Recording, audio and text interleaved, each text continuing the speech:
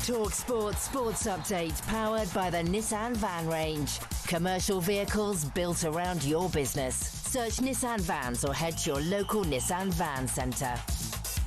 With your headlines at 1 minute past 10, I'm Nick Ellaby. Good morning. talkSPORT's Henry Winter says the fastest man to reach 100 Premier League goals, Erling Haaland, is an example to all the kids out there, not just for the goals, the dedication and defensive duties, because he plays the game the right way. The striker's taken absolute buffeting, but he tends to stay on his feet. I can only think of one time that he may have dived, and I think that was against Barcelona and Christensen a couple of seasons back in Europe. But questions remain over Man City's defence. They almost let a 5-1 lead slip at Fulham. It ended 5-4. That follows a 3-2 win over Leeds. Here's Jason Cundy. I don't think City are good enough to win the title. Now, I know they picked up 6 points in those games. Yeah. But they conceded 6 goals. They're just defensively not on point. 2 points off the leaders Arsenal. They host Brentford live on talkSPORT tonight. In the Championship, an angry Valerian Ismail suggested Ipswich are getting preferential treatment from referees. The Blackburn boss thought Ipswich should have had a man sent off before Town snatched a late draw at Ewood Park. In the draw for 2027's Rugby Union World Cup, Scotland have drawn Ireland again. Portugal and Uruguay complete that group. England are in with Wales, Tonga and Zimbabwe.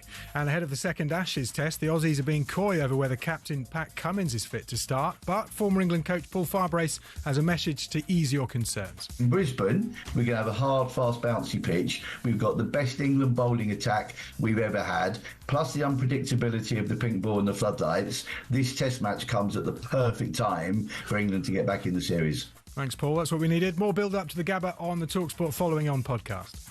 talkSPORT News. We could have a corridor care crisis in hospitals again this winter, and after Vladimir Putin rejected Donald Trump's Ukraine peace plan again, it's back to the drawing board for NATO. More from the news team at past. talkSPORT weather with QuickFit. For a limited time only, get 20% off a set of 4 premium tyres in our Black Friday event. Book today at quickfit.com and drive away happy every time. Conditions apply. Mostly dry with sunny spells, scattered showers in the west, across the far north of Scotland and southern England. Breezy, especially in the north and west. Temperatures near average. Hello and welcome to talkSPORT Goals. We're taking you through what should be another busy day of football. Chance to win it! We don't need to do that, guys. I'm going to owe you an apology. How would you get to that conclusion? That's a weak mentality. Oh, get out of it.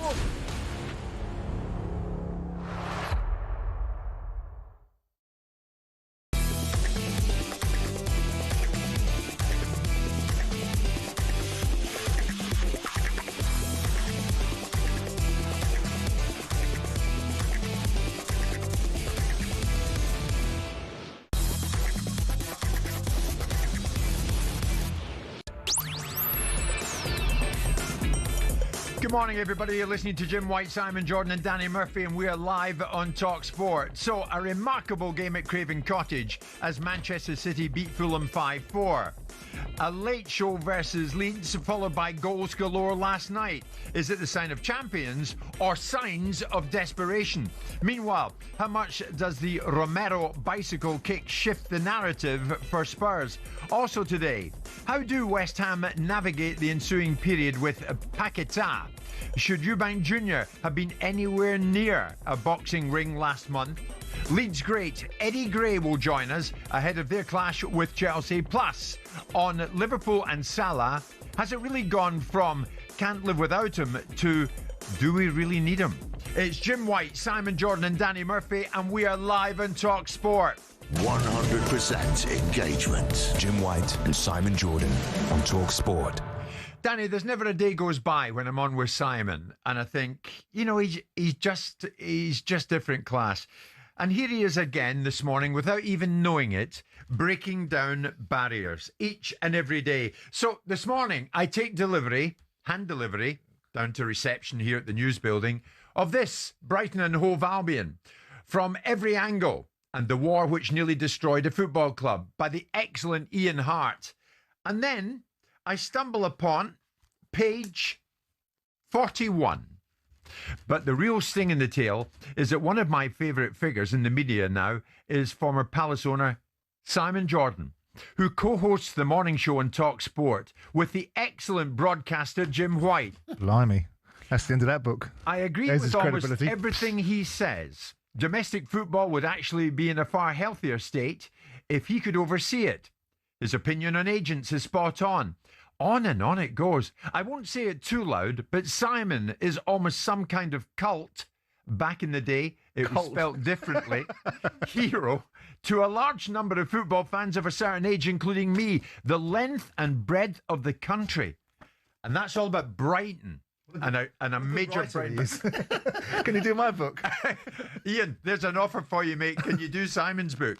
Brighton and Hove Albion from every angle. You didn't expect that this morning. Not. You break down barriers, my friend. Very complimentary, very flattering. Thank you very much. I wonder if you'd have read it out if it didn't have the line about yourself in it. No, absolutely. I'm amazed he read it out if it didn't have something derogatory in me about it. As for you, Mr. Murphy, working again, day and night. He comes in with his little overnight bag. Well, it's not an overnight bag, but it's a little trolley bag, and you're off to do match of the day later. I have to think what's in there. yeah, mid.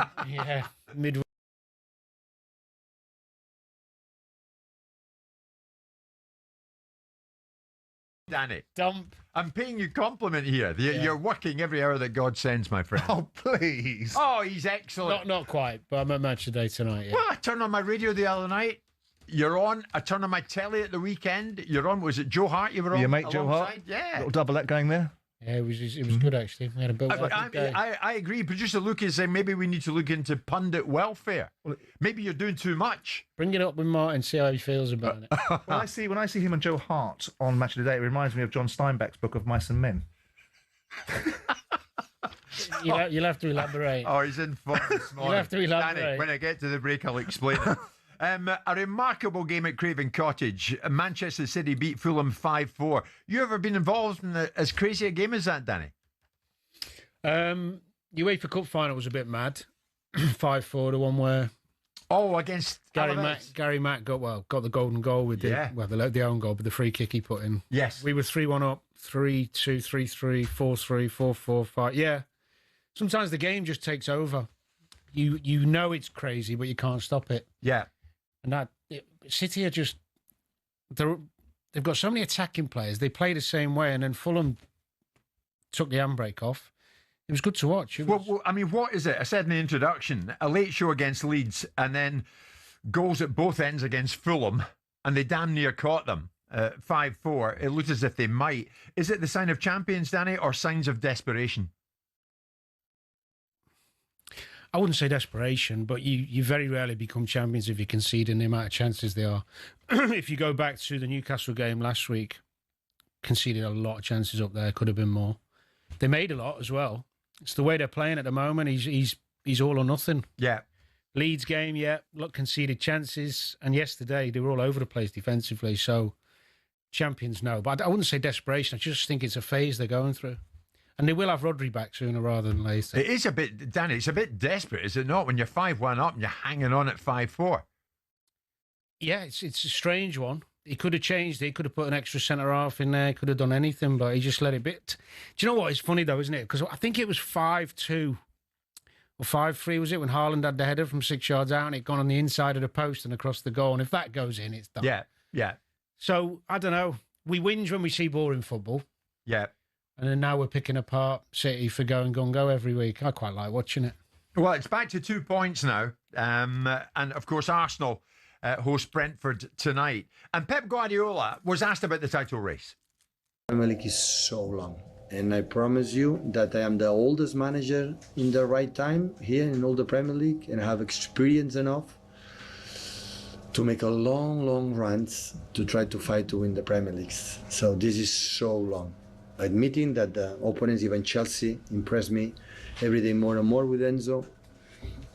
And but it's long. It's long. Premier League is so long. Many things did happen. So, I mean, to be honest, Simon, if anyone can speak with authority on that, it's Pep. Oh, of course. I mean, we were just observing that his disposition and demeanour is a bit of a irritable, irascible sort of outlook, and I suspect that's probably because he's not in control of the circumstances of his team and of the destiny of things that he's used to winning, which is titles and opportunities and cups and so on and so forth. Yeah. I mean, Danny's absolutely right, and it doesn't need me to reinforce it. But I don't think you win Premier Leagues by conceding the amount of goals that Man City are. It's a wonderful advertisement for football. And in an ideal world, you do win Premier Leagues by being the best team, by scoring the most goals and ultimately being able to overcome your opposition. But we know that most teams are frugal. They can score goals, but they don't concede them. And to concede goals against a relatively poor side in Leeds. And Fulham have not been at the races this season in terms of how they've been previously. They are a slightly defensively minded side, and he's quite a pragmatic coach these days, Marco Silva.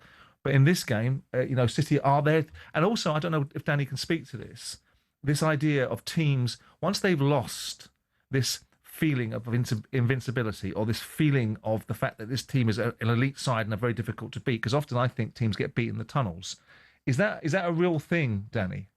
Yeah, I think it is. I think you gain confidence and strength when you... So, for example, Arsenal now, when they go on the pitch, when they concede a goal, it looks like they're a little bit in shock because they're so good defensively. You can see them... I'm talking more about the impact on the opposition. Yeah, the opposition's mindset, because teams now will think they can get at Liverpool, they'll think they can get at Man City, whereas previously, in my view, for want of a better expression, is they go onto a field half terrified of what's going to happen to them.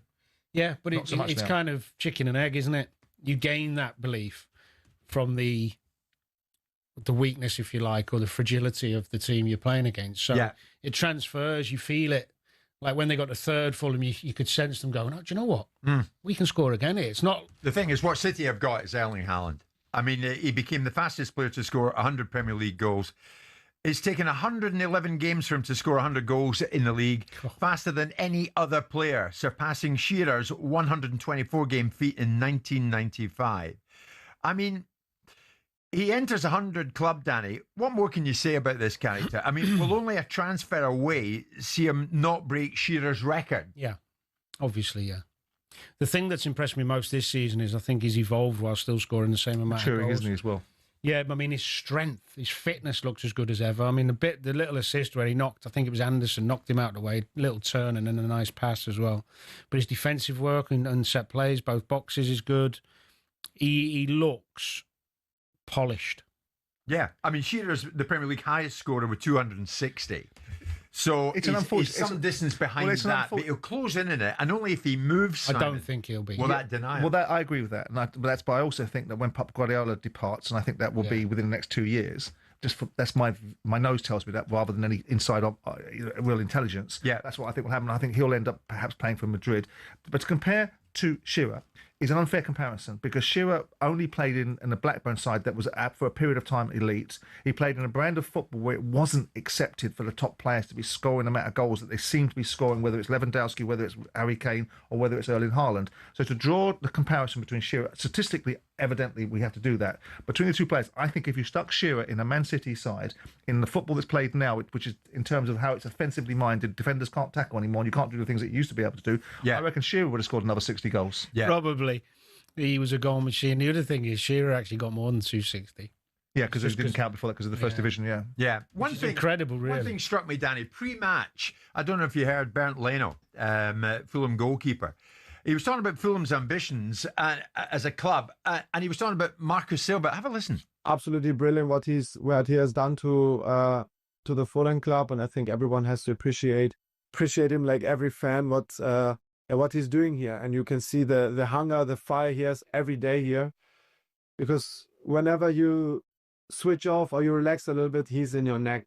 He's and everything, and I think that shows his mentality, his ambition, and all that stuff. He's a fantastic manager, and unfortunately, at some point, he will leave, because I'm pretty sure that he will be in one of the biggest clubs in the world, because he deserves it. But as I said, everyone at Fulham Football Club is so happy that he's here, and hopefully he will stay here for even longer.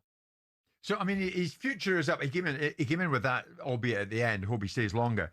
His future is up, Marcus Silva, at the end of the season. But then you've got one of your own players saying, yeah, but the worry is that he'll go on to something bigger and better. How did that sound to you? One of his players saying that, bigger and better. And this is a Fulham player. Sounds fine. Sounds absolutely fine. He's just waxing lyrical about him, isn't he? He's complimenting him. he couldn't speak more highly of him. I think he's just got a little bit carried away, not thinking about the wording of, he's going to go to a bigger club. But there's some reality around it, isn't there? It's sensible. It makes sense. Bigger and better was Brentford. I mean, let's get it right. There are 6 to 8, 10 clubs in the Premier League that are infinitely bigger than Fulham are, and not Fulham are ever likely to be, with all due respect to Fulham and their fan base and what Mohammed Al-Fayed did 25 years ago by pulling them out of Division 3, as it was at the time, and banging them up through the table with Jan Tagano and Kevin Keegan and whatever else. But it's a statement of fact. Now, if he lands at a sideways club, then everyone can get the needle. If he goes to Liverpool or Arsenal or Manchester City or one of those clubs, then there's nothing wrong with what the fella said. And to be honest with you, it's a revelation to hear players actually saying something nice about their managers and being complimentary. Yeah.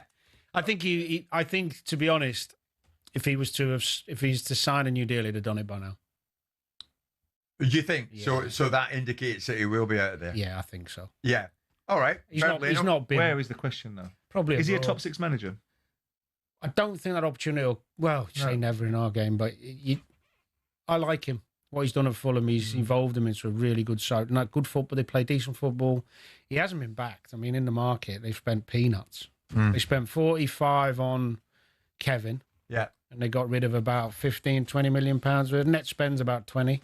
Yeah, well, I tell you what, they almost got there. 5-1 down, 5-4, but it was Manchester City who won the day. We'll see what happens in the fullness of time with Marco Silva. A lot to get through this morning. It is a busy old Wednesday morning, the 3rd of December. Jim White, Simon Jordan, Danny Murphy, live in talkSPORT with Salco, where the trade goes.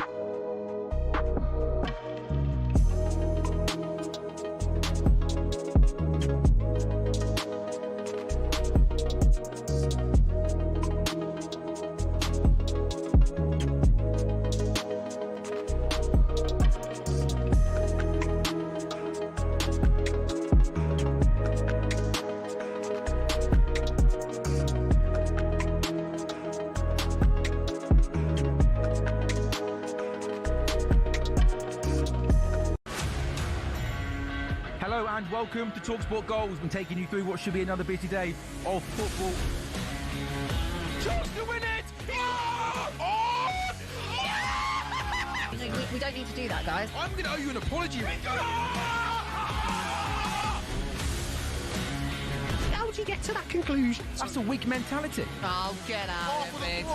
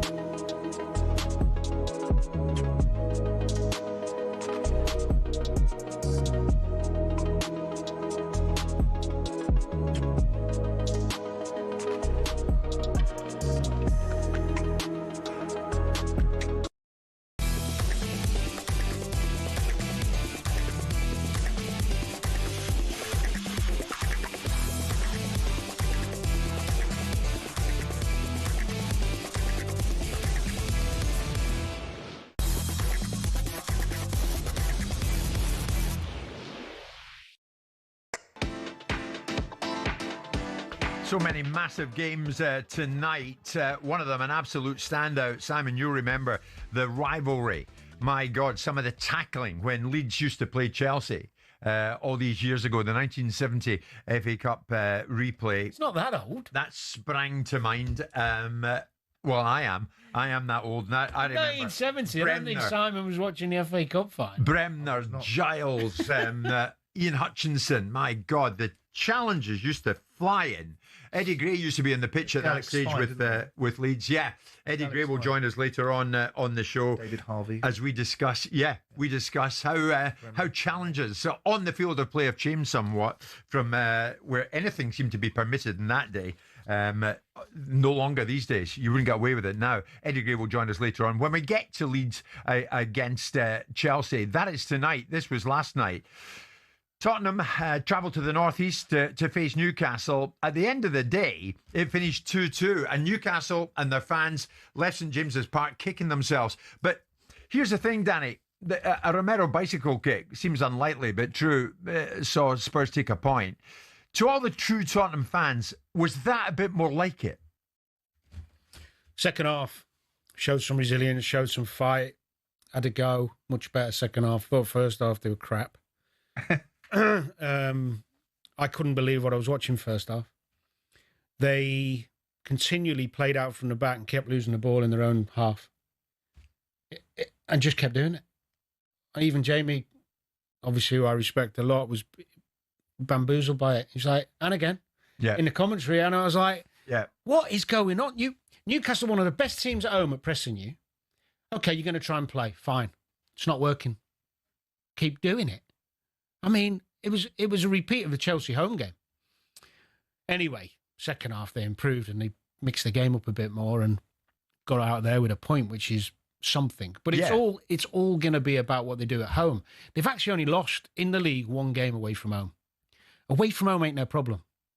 At home, where the expectation is high and the fans are demanding a certain style and a certain energy and front foot football, they're struggling. They are struggling with that. Well, even last night, the stats tell you. I mean, Spurs created little in the game, but they produced 2 shots on target and 2 goals. This was Thomas Frank post-match. I really like the character and the mentality in the team. What they showed after 3 tough games. I think it's been to go here to the 4th game in 10 days, the 3rd away game. A very difficult place. Go down 2 times or get behind 2 times and come back. It shows everything about the willingness and the mentality in the team. So let's look, Danny, at what they're doing. A spirited defeat to PSG, a second half improvement against Fulham, a fight back last night at Newcastle. Are they little wins, or are we clutching at straws here? I think they've got a way to go to get the fans back on side. They've got enough quality to be doing better than they are. That's the point. Nobody's expecting them to win the league, but they've got enough good players in that squad to be doing better. Their home form's been horrendous. Their confidence has fallen off a cliff, and they've got to find some belief. It's a massive game for them at the weekend against Brentford. Huge. So they've got to follow up that good feeling of last night. I mean, the equaliser, a bit of luck off his shin, but so what? You could argue they shouldn't have had a penalty anyway, but I think we'll come to that in a minute. But I mean, I'm just thinking of Spurs, Danny, and Thomas Frank. Is it going to be a case of short-term pain, long-term gain? I think so. I hope so. Everything I've seen about Thomas Frank's Brentford over the last 2 years has been an evolvement. They were pragmatic to a degree at one point, and then as he got more established in the Prem and brought in more players and had more quality, they played good stuff. He's got to find that balance at Tottenham, between the pragmatism and pleasing the fans without being too cavalier and conceding a load of goals like Ange did. Yeah. In the last few days, Danny, did you like hearing what he was saying, pushing back on the fans who were booing certain players during the game? No, I thought that was ill-advised. I like Thomas Frank. I think he speaks brilliantly and openly and honestly nearly all the time I hear him. He's a breath of fresh air in many ways. But talking about that was, yes, in reality, we all know booing doesn't help a player, of course. But to dig out the fans in the predicament you're in, no. Think about the bigger picture. Try and keep them on board. You were saying virtually the same thing, Simon. Well, players do it on the field, then speak out. Very few players have been through the career without having a spell where they've had a bit of stick. You've got to show some resilience. And the fact is with Vicario, it wasn't one bad game. He's been bad all season. He's been poor, and the manager should take responsibility. He should have taken him out of the firing line a month ago. He can't come for a cross. He's nervous as a kitten with his feet. No wonder the fans are edgy with him. He's a decent shot stop, but he should be as a goalie. But he should have been pulled out of the firing line 6 weeks back because he's been poor, bang average. So he's got to take some responsibility of that, but he shouldn't have dug the fans out because he's given himself a bigger mountain to climb. What's going on at Newcastle? I mean, this morning they remain 13th, Spurs, incidentally, 11th. But is it right that Eddie Howe is facing far less scrutiny than his counterpart, Thomas Frank? Yeah. Is that right? Yeah. Why is it right? Well, because he's growing. I think Eddie's growing, and they won a trophy last year. They're getting more regular Champions League football. The fans are happy. They see a team generally trying to play good football and play on the front foot. But Thomas Frank hasn't had a chance to grow yet. Exactly. Eddie's had plenty of time. I mean, is it the English thing that he doesn't come in for it because he's a favoured son? He's an English manager and a popular one at that. The likeability thing comes in with Eddie, doesn't it? Well, I think Tottenham fans have been disgruntled for a long time now. So whoever keeps coming, the constant disappointment. But Eddie gets more of a pass, doesn't he? Is that not true, Simon? Yeah, but he's brought silverware to a city. But I think he's done more at Newcastle than it's been done at Spurs in recent times. Now, obviously, Spurs won the Europa League last year, but Newcastle also came from a position where the fans were in deep gratitude for anyone that wasn't Mike Ashley, and so that anybody that didn't work for Mike Ashley subsequently got the pass that previous managers didn't. And of course, Eddie took them away from what was considered to be a consignment of relegation in his first season, then stuffed them into the Champions League the following season, became everyone's almost favourite second team because of their style of play. I still keep harking back to that game where they really took it to Man City a couple of years ago when Man City were untakeable to. Yeah. And Newcastle went at them and really had a go at them. They got into the Champions League. They were unlucky in the Champions League. They won a trophy. I really don't think it's about... I don't really think it's about Eddie being English. I think it's about the fact that Newcastle have been asleep for so long as a football club, went through a period of 14 years where they loathed the owner with Mike Ashley. They've got a new breed of optimism, and Eddie has galvanised a forward-moving club with decent play, with decent aspiration and winning things. They're in the Champions League this year. Whether it's us, whether we are getting caught up in our own noise and saying that actually the scrutiny is less on Eddie Howe than it is on Thomas Frank because we spend more time focusing on Tottenham. I don't know. I don't know what the Tottenham fan base is doing. I don't know whether the Tottenham fan base is up in arms about the performance of Thomas Frank's team currently, or whether Newcastle fans that I heard rumblings at the beginning of the season are beginning to think that maybe, because I still think, as much as I like Eddie Howe now, I'm a convert in that respect, that he won't lead them to the Holy Grail. And that's not because of Eddie's inability. You still think that? Well, I don't think he can. How can he? Who's going to give him that opportunity? You're not going to get another Leicester anytime soon. So with due respect to the fact that Newcastle are not Leicester, they're bigger, this league is not set up anymore for teams to buy their way into an opportunity. And Newcastle the other side of the 10:30 break. But it seems that Eddie, for whatever reason, escapes more intense scrutiny than other managers, such as Thomas Frank. Would that be right? Newcastle fans, we want to hear from you this morning. Give us a call if you want on Eddie. Is it his likeability? What is it? Undoubtedly, he's a likeable guy. 03717 223344, 10:30.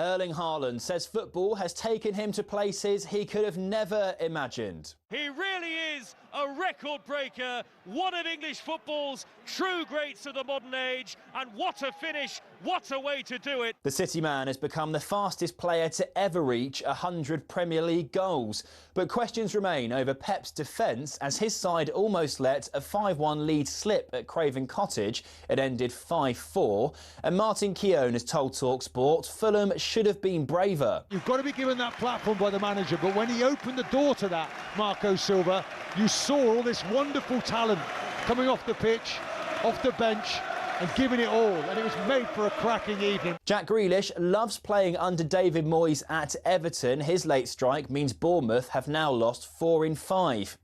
In the Championship, an angry Valérien Ismail suggests refs are giving Ipswich preferential treatment. Maybe it's because it's a Premier League club, or from a Premier League club, they wanted to help them, because nobody can understand. And so this is a terrible decision. The Blackburn boss thought Ipswich's Matu Siwa should have been sent off for a last-minute challenge in their 1-1 draw.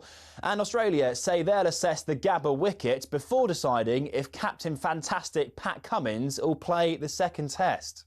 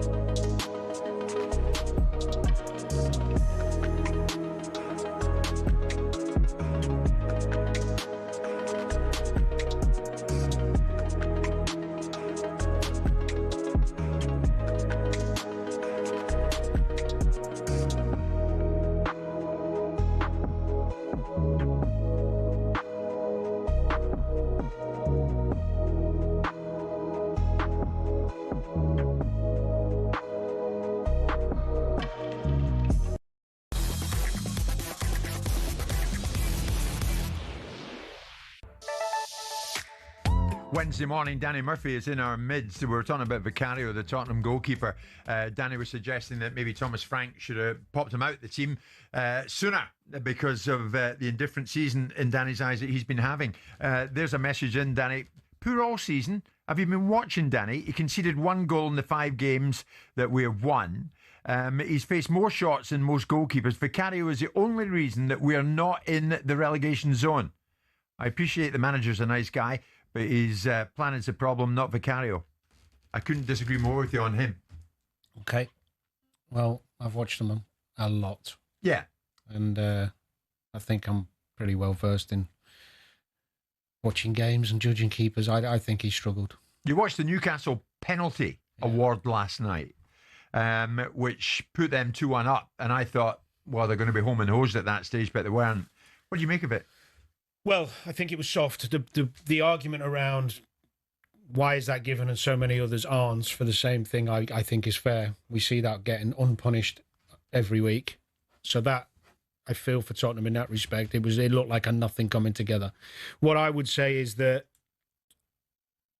any set-piece coach who is allowing or working with his players on defending against anybody with your back to the ball, trying to block people and stop people while you're not looking at the ball, should be replaced. Because as soon as you do that, you are A, inviting the possibility of a penalty, and B, you're making it impossible to defend the ball in if he happens all the time though, Danny. It's absolutely corner after corner. Bizarre. You cannot defend properly when your back is to the ball. It's impossible. The only thing you can do is grapple and obstruct, which leaves you open for a pen, which is what they got. So, although I don't think it was a pen, if you give the referee the opportunity, like Bentancur did... So they must be coached that way, mustn't they? Are they coached that way, or is it just the player taking ultimate control of his own destiny, which will be first on the field? I would love to know, because I've never, in all my years of working in football, with some of the great defenders and good coaches, never, ever seen anyone say, do you know what, don't worry about the ball. Blocks. You can block without having your back to the ball, by the way. You've never heard that being said?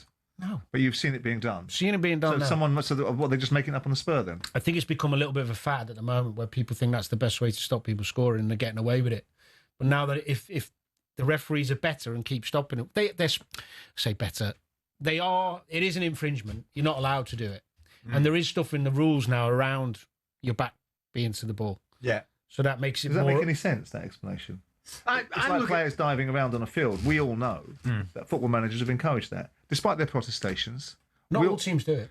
Well, they may well not do now, but over a period of the last 20 years, we have watched in front of us, unless we've all suddenly turned to being the blind leading the deaf, we have all seen players diving left, right and centre. Oh, diving, yeah. Yeah, that's my point. So that would be said, if we asked a football person, a football manager, whatever they are, a football person, and said, what do you think about diving? They say that's outrageous. But we know that it's created and curated on training grounds. So you can't tell me that players operating in a certain way in a penalty box isn't created and curated on training grounds. Well, I'm saying I don't know. It must be.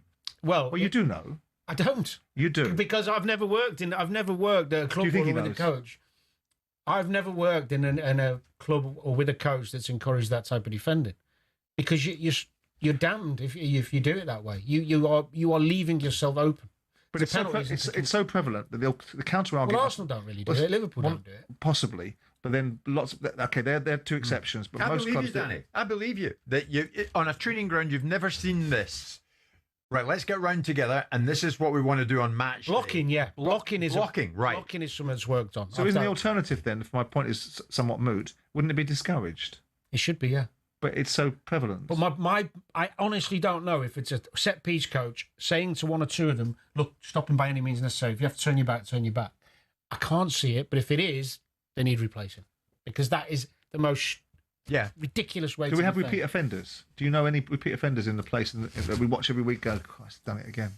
There's a few teams who do it more than others, yeah.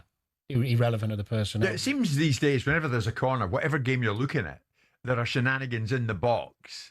And there's wrestling match, there's a wrestling match here, and then the ref blows, got to go in and say, everybody calm down. Yeah. I mean, if you're watching it, it's absolutely nauseatingly boring. Yes, the shenanigans have been highlighted more because the refs are intervening before the ball comes into play, which is annoying people. Right.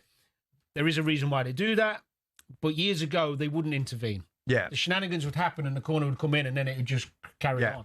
Now, because it's being stopped so often, it's being highlighted to people like us who are watching going, God, they're pushing and shoving each other again. The referees do intervene before the ball comes into play, unfortunately, because they want to be proactive in stopping fouls. So would you be happier for VAR to intervene a lot more at times like this? No, my ideal would be to let the ball come in, irrelevant of what's going on, and then just give a penalty or a foul the other way, depending on who's done what. Yeah. Just stop now trying to help the players and say, come on, boys, stop it. That they have to do it. Let them reap the consequences and learn lessons. Yeah. I said earlier, after the draw last night at St James's Park, 2-2, Spurs stay 11th, Newcastle 13th. But Eddie doesn't seem to come in for as much flack as other managers do. Is that because of his likeability? The three of us are agreed he's a smashing guy. He's a very good manager as well. But does he escape more intense scrutiny than others seem to come under? Derek is a Newcastle fan. Good morning, Derek. What do you think on your manager? Morning, Jim. Morning, lads. Great Morning. shows. You kind of just keep chopping and changing manager because a goal, although it was ended up in the back of the net, it was a bit of a fluky corner, lucky. It triggered in, the defender there, but they couldn't get their feet clear to get rid of it. Just one of them things. But long term, Eddie's bought time by winning the Carabao Cup last year. And he's clear in a very attractive, fascinating type of football. Yeah. And you kind of just throw him out the door because of like a few iffy results. No, if sure. You keep doing that, you'd have a manager left in the job after 3 weeks, I mean 3 years or 4 years. And what the manager's got years upon years and got time. They want rid of them now after one or two bad results, and it's ridiculous. Eddie's doing a great job. He's playing some of the best football. And the one thing he's got is every player. I speak to people about this, and I say that Eddie's got one thing and going for him, that every player, when they put that shirt on their back, they give everything they've got. They may not play well every week, may not play to the best ability, but they're giving every But they give 100%. Derek, good call. Thanks for that. Here's Alex, another Newcastle fan. Good morning, Alex. What's your take on it? Good morning, guys. Good show, as always. Thanks, Alex. Simon, I really like listening to you as well. Thank you. Yeah, what I just want to say initially was that watching that last night, when I saw that when Burn went down initially, I did think it was obviously quite clearly a foul. Although with the ref not giving it, I felt it should have just stayed like that. And I think this is the problem with VAR. When they've got involved and given a penalty for it, I don't think it was clear and obvious that if that on-field decision would have stood, I don't think that everyone would have been up in arms saying, how's that not a penalty? Yeah. So I just think that bringing in VAR, this wasn't the purpose of it. It wasn't to overturn decisions like that. Sure. No, fair point. What about your boss? What about Eddie? Do you feel that because Eddie is so well liked and so highly rated, and he is, but he does seem to escape less intense scrutiny than others? I don't know if you agree, Alex. I don't know if he does really, because among the Newcastle fans, there are a lot of Newcastle fans that I've heard saying that they want him out and things like that. But I don't think that our season, we started like this last season quite slow as well. We've not been very good away from home, but you give him time and he sometimes gets it right. So. Okay, Alex, good call. Thank you very much indeed for that. Whole bunch of things to get through this morning. Also going to speak about, yes, that man, Paquetá, Lucas Paquetá at West Ham. What is going on with him? We're at 11:15 this Wednesday morning.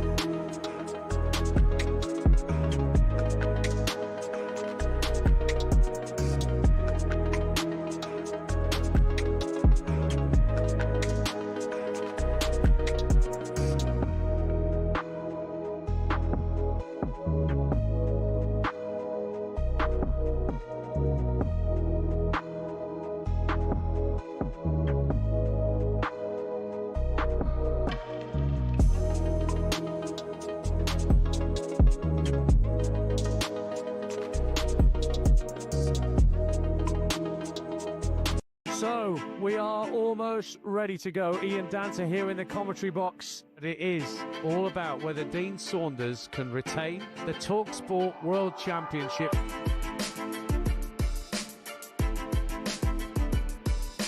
To win the leg. She's got it! Gets it! Double nine! He refuses the handshake.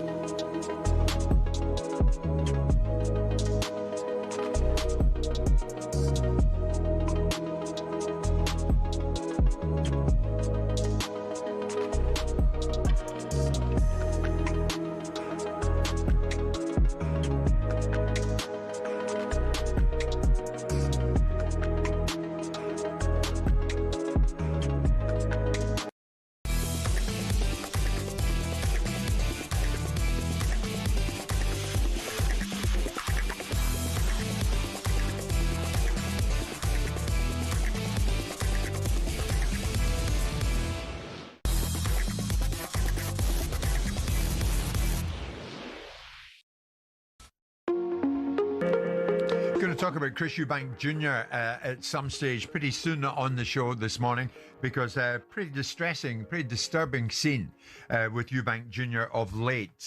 Clearly nowhere near where he should be in terms of his current bill of health. We're going to get to that shortly. For those who don't know, back in July, West Ham's Brazilian player Lucas Paquetá was cleared of spot-fixing charges by an independent regulatory commission. The FA started an investigation in August 2023, with Paquetá charged for allegedly getting booked deliberately for the improper purpose of affecting the betting market. Paquetá, the upshot was he was facing the prospect of a lifetime ban if found guilty. But at the end of the day, he was cleared. But it wasn't really the end of the day. It took a considerable period of time. And that appears to have taken more than its toll on Lucas Paquetá. Paquetá was playing, of course, at the weekend against Liverpool. He was sent off in the final few minutes of the game after picking up a second yellow for dissent, talking his way into a red card. So all is still not well with the player, clearly. And as a result of what happened on the field of play at the weekend, he cannot play for West Ham against Manchester United tomorrow night. He is out. Paquetá responded to a video of the incident, with the commentators calling it ridiculous behaviour. And he posted this message online. It's ridiculous to have your life and career affected for 2 years without any psychological support from the Federation. Perhaps this ridiculous behaviour is just a reflection of everything I've had to endure, and it seems have to continue enduring. I'm sorry if I'm not perfect. Now, Nuno Espirito Santo got into this game against Manchester United, a game that he doesn't have Paquetá to select because he's out following that red card. Nuno spoke about this. I spoke with Lucas. Lucas spoke not only with me, but to all the teammates. First of all, he apologized. He's aware of his mistake. But we as a club, first and foremost, we protect our own. And that was, we solved the things among ourselves. And it's clear that everybody understood that in life, everybody's aware that can happen mistakes inside of the football pitch. Sometimes the emotions, you cannot control it. But at the same time, everybody deserves a chance. It's not okay. It's not okay. He's suffering. He's disappointed, he's sad, but he realized the mistake that he made, and he's willing to move forward. This is what sometimes people are aware of all the problems that football players endure. But Lucas, I think, is going to overcome this situation. At the club, we have all the support that the players need. Not only Lucas, but all of the players in the squad, the staff. We have processes in the club that help and are willing to provide assistance here in the club. We had a good conversation. The squad supports Lucas. This is what more important, that your teammates recognize them and support them. So we move forward. Let's not speak anymore about this. And that was that. But he did speak about it for a period of time there. Paquetá, he says he's not okay, Simon, and he's suffering. But Lucas will overcome the situation. Paquetá clearly has some issues here to deal with. If he was has excuses to make for his behaviour on the field, but had nothing to do with anything that's happened in his past. So if it was your player, how would you deal with it? Well, I understand why Paquetá was bitten back against the observations about him on social media, because that's what they do. There should be a more maturity about, listen, there's a zero-sum game here. I have got myself sent off. My behaviour was ridiculous, and I am going to get commented on. The fact that he wants to bring in events that happened in his past. Yeah, we know he's been through a difficult period. We know that ultimately that period would have been challenging for him and opportunities would have been lost, which is why I make the case. I'm assuming he's going to be doing something about that. I'm assuming he's going to be squaring that circle and making that right. Because if people have brought spurious charges with no grounds and no background and no reason for doing it, then he should be all after them, all over them, and a legal team that would be chasing him uphill, down dale to do it on a no-win, no-fee basis. Because if he's been treated so poorly and there was no case to answer on any level, then he should be doing something about it, because he's absolutely right. He had his life turned up down for 2 years and had done nothing wrong. The fact that the outcome was that the case wasn't proven doesn't mean that there wasn't a reason for bringing the case. So this idea that somehow this is a totally and utterly innocent victim that's been completely exonerated needs to be examined. But if he feels challenged by it, then he's well within his gift to rock up to the PFA, like I said the other day, and say, where's my union representing me in this situation? Why didn't you help me with my struggles and travails during this period? Rather than asking the FA, the very people that were bringing the charges against him, I imagine, for good reasons. I don't suppose they alighted upon Paquetá and went, well, we don't like you, so we're going to single you out amongst all the thousands of footballers in the Premier League, and we're going to single you out specifically, and we're going to make your life a misery because something about you within the confines of the FA means we don't like you. Right, by your tone, I am reading into this that you're not having Mr. Paquetá. Well, I'm having legitimacy. If people have been treated poorly and been treated unfairly, and there's been no legitimacy of what people have done to them, then I'm all for the underdog being looked after. I'm all for Conor Benn clearing his name by publishing the report that gave him the clearance that apparently exonerated him. I'm all for that because that's his gift. I'm all for Paquetá being supported by anybody to bring an action against the FA for charges brought against him. Yeah. So unfair and unreasonable. Yeah, but these things don't happen, Jim, you'll appreciate because it's Simon. not quite what it is. No, but be fair here. This thing hung over him for 2 years. There are bound to be scars after the event. Yeah, let's get something right, though. This wasn't a quick reaction, like a bad-tempered kick, elbow, or tackle. This was a 60-second meltdown. Tirade. He's attributing his state of mind. We know if you've got a toothache, you're in an agitated state of mind, you snap. Look, he had 10 bookings He's last got a year. constant toothache, which is the way he's been treated. That's his view. He had 10 bookings last year and he had 10 the year before. He's regularly ill-disciplined in terms of dissent, right? What happened to him is not good, and he might be affected, yes, of course, because he's missed out on opportunity. His life has been. He's been accused of X, Y, Z. The reality is that ill-discipline and nonsense that he did on the weekend wasn't to do with that. That was just petulant. That was the most ridiculous double yellow I've seen in a long, long time. That's why we must separate the two. And he let his teammates. We mustn't let people get excuses. We know that he's had challenges. I mean, I don't know how some of them keep their face together when they read out some of this tripe. I suspect it's part of the job as a manager to prostitute yourself and not say what you really think, which is pack it on. We've all got to get on with things in life. We need you as a football team, and the football club supported you in the last 2 years, and it's really the football club that's been impacted alongside you. And we don't hear the football club complaining about it. We hear the football club getting on with it. But Nuno had the chance, Simon, to separate the two, but didn't. He can't. And then said, he's not okay. He's suffering. You don't buy that. But I don't. I mean, listen, I loathe that sort of language because there's people. Do you not buy it? Well, I think he might feel he's a victim of a circumstance, yeah. I think people convince themselves of narratives and then believe those narratives to be true. If there was no case of any shape or form to answer, then the FA should be held accountable for this because it's outrageous. How dare you bring a charge against somebody for no reason? How dare you bring a charge against somebody with no background knowledge? How dare you go on a witch hunt and use this poor sod as a poster boy for it? But if you did have a good reason, it's a different narrative. And why didn't the player, with due respect, if somebody accuses me of something, I might be a different animal, but if somebody accuses me of something as reputationally damaging as this, do you know where I want to drag them? Into the first hearing as quick as I possibly can to make them account for themselves and not allow it to take 18 months. Because 18 months of my life is being burnt, my reputation being damaged by a process that has no grounds behind it, if this is what we're being led to believe. But why does he need to do that? He's been cleared. Because he's been told the actual he was cleared. No, he wasn't cleared. The case wasn't proven. It's a very different. If he was cleared and exonerated, then he would be cleared and exonerated. He hasn't been found guilty. The of independent anything. regulation, that's different from being cleared and exonerated. Maybe he's had enough of it and doesn't want to go back into a But courtroom my and point start is, getting after if you people. are going to say to me that the fella's been reputationally and spiritually and mentally damaged for 18 months, I wouldn't have allowed it to go 18 months. I'd have been on the front foot saying, you want to have me on this, I've got no case to answer here, you cannot allow this to go on for 18 months, I need to see this brought to a process But here not and now. everybody's you.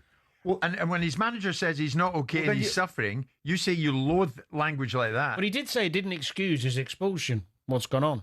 So it's kind of a contradiction. It's kind of a contradiction. That language. It's a contradictory statement. I'll tell you why I love that language.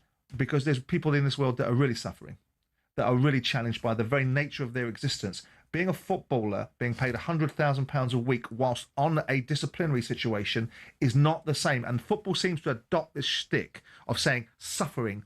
And I use it in such a flagrant and weak way to explain the vigours of an industry, which is, on the whole, is so wonderful for them that it gets on my tits. The way they utilise it and explain it to people that are. That's an impressive pair. So you don't buy into what he's saying when he says, but everything I've had to endure. And I have to continue to endure. I do. It's frustrating. But I also buy into people that are leaders and are resilient. And to be a Premier League footballer is a bloody hard thing. They're such elite athletes with elite mentalities. And after the battle, it's not about their talent, it's about their mind. And to become an elite player And to become an elite player has a resilience. So get on with the adversities in life, because I tell you what, when you finish playing football, you're going to have a lot more of them, because you're going to be out of the rarefied air. From West Ham's point of view, is he a player worth fighting for? He's a good player. Absolutely. Yeah. So if it was your player... They need him. Oh, yeah. If he was your player, you wouldn't be talking like this, son, If he was having my- said if he that. was my player- If he was in your office, you wouldn't be shape up, son. I would. I mean, you wouldn't be... I would. Of course I would. And that's not one...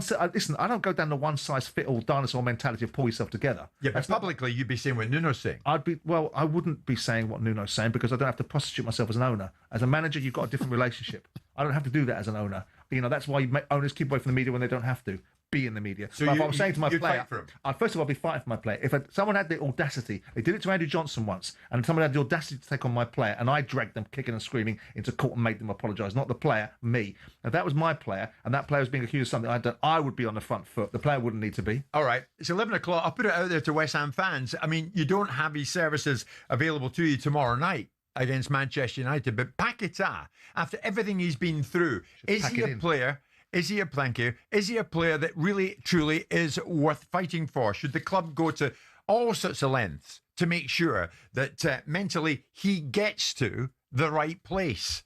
You want to give us a call on that? Do you think he's been dealt with very harshly? 03717 22 3344.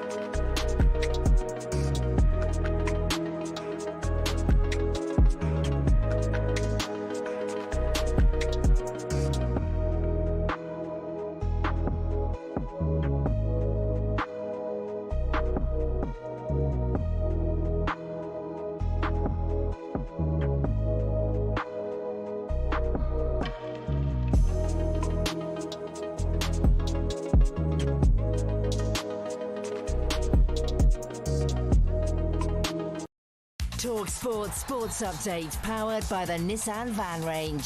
Supporting van owners to get the job done. Search Nissan Vans or head to your local Nissan Van Centre. With your headlines at 3 minutes past 11, I'm Nick Ellaby. Good morning. Bad news for you Premier League defenders. talkSPORT's Danny Murphy says the fastest man to reach 100 goals, Erling Haaland, is still evolving. I mean, his strength, his fitness looks as good as ever. I mean, the little assist where he knocked, I think it was Anderson, knocked him out of the way, little turn and then a nice pass as well. But his defensive work and set plays, both boxes, is good. Meanwhile, Simon Jordan thinks comparisons with Alan Shearer are unfair. I think if you stuck Shearer in a Man City side, in the football that's played now, which is in terms of how it's offensively minded, defenders can't tackle anymore, and you can't do the things that you used to be able to do, I reckon Shearer would have scored another 60 goals. Man City just about held on to win 5-4 at Fulham. Arsenal are 2 points clear. They host Brentford live on talkSPORT tonight. Ahead of Martin O'Neill's final game in interim charge of Celtic, Alan Brazil's not sure about this switch to Wilfried Nancy. I don't see the point of a change at this moment in time unless Martin says, I've done my bit, that's me. I'm too old, I'm too tired, I'm not doing it anymore. I've got a feeling Martin wants to continue. Hill and Maloney could still continue in some capacity. Now, we've had the draw for 2027's Rugby Union World Cup. Scotland are in Ireland's group again. England are in with Wales. On the eve of the second Ashes test, Ben Stokes says the passing of former England batter Robin Smith at 62 has hit the current squad hard. I didn't know him overly well, but I knew quite a lot of people who did know him very well. Played a lot of cricket with him, and the same thing kept on coming up pretty much, which was just he was an absolute belter of a bloke. Smith visited the team just a few days ago. And India's cricketers cannot make head nor tail of a bad run of luck. They've lost 20 ODI coin tosses in a row. Stats suggest the odds of that are 1,048,576 to 1. More on talkSPORT's Cricket YouTube. talkSPORT News. How much will this doctor's strike impact potential corridor crisis in hospitals? And NATO leaders discuss how to solve the war in Ukraine after Vladimir Putin rejected the latest peace plan. More from the news team at past. talkSPORT weather with QuickFit. Visit quickfit.com for huge savings on tyres, servicing, batteries, wipers and more in our Black Friday event. And drive away happy every time. Conditions apply. Mostly dry with sunny spells, scattered showers in the west, across the far north of Scotland and southern England. Breezy, especially in the north and west, temperatures near average. Hello and welcome to talkSPORT Goals. We've been taking you through what should be another busy day of football. Chance to win it! We don't need to do that, guys. I'm going to owe you an apology. How would you get to that conclusion? That's a weak mentality. Oh, get out of it.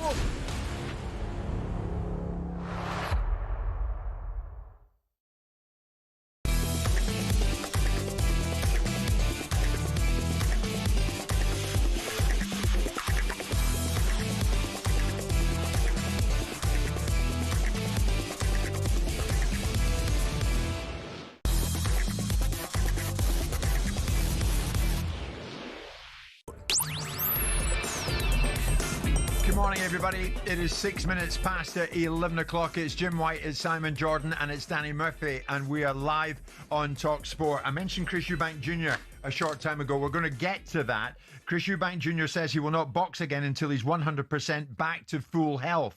But he's struggling at this particular time. He posted a video yesterday and he posted a comment with it. And one wonders, is Chris Eubank Jr. going to be back at all? We'll talk about that very shortly. So many massive Premier League games to focus upon on this particular day and tomorrow, the aftermath of what we're going to see tonight, obviously. And tomorrow night, there's one big one up in the northwest because Manchester United take on West Ham United.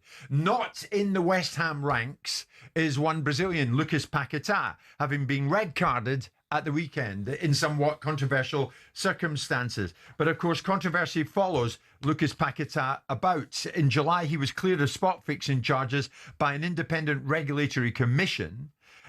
He was facing the prospect of a lifetime ban if found guilty. But a couple of years on, with it hanging over him, he was cleared of those charges and is now on and off the field trying to get on with his life. But on the field, that certainly seems to be proving somewhat difficult. And he had a meltdown at the weekend, which resulted in a red card. Is he still worth the time and effort? I wonder what West Ham fans think of that. I wonder what any neutrals think about that. Ben is a big West Ham fan who wants to join Simon, myself and Danny on this topic. Ben, you're welcome. What do you want to say in this, mate? Good morning.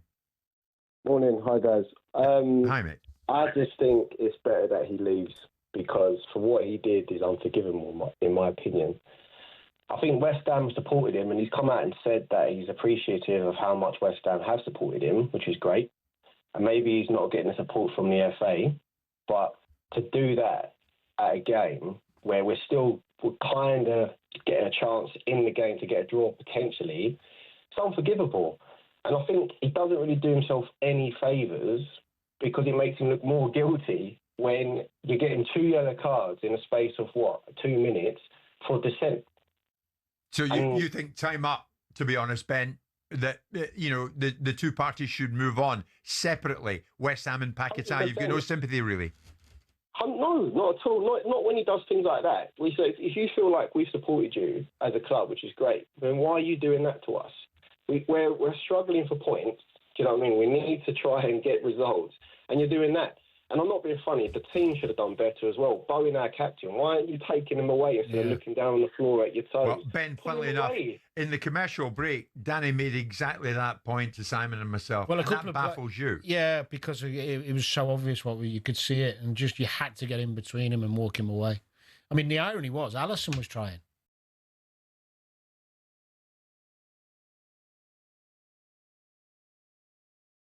Insane.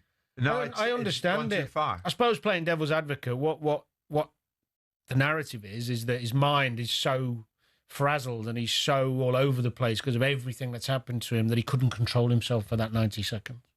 But did you? So give me sympathy, please. Did you not say they can't afford to lose him at this time, though, Danny? Well, no, they can't. They don't have many players of real quality. He's one of them. Maybe in January they could get rid and bring someone in because they'd get good money for him. Just get the manager to manage him.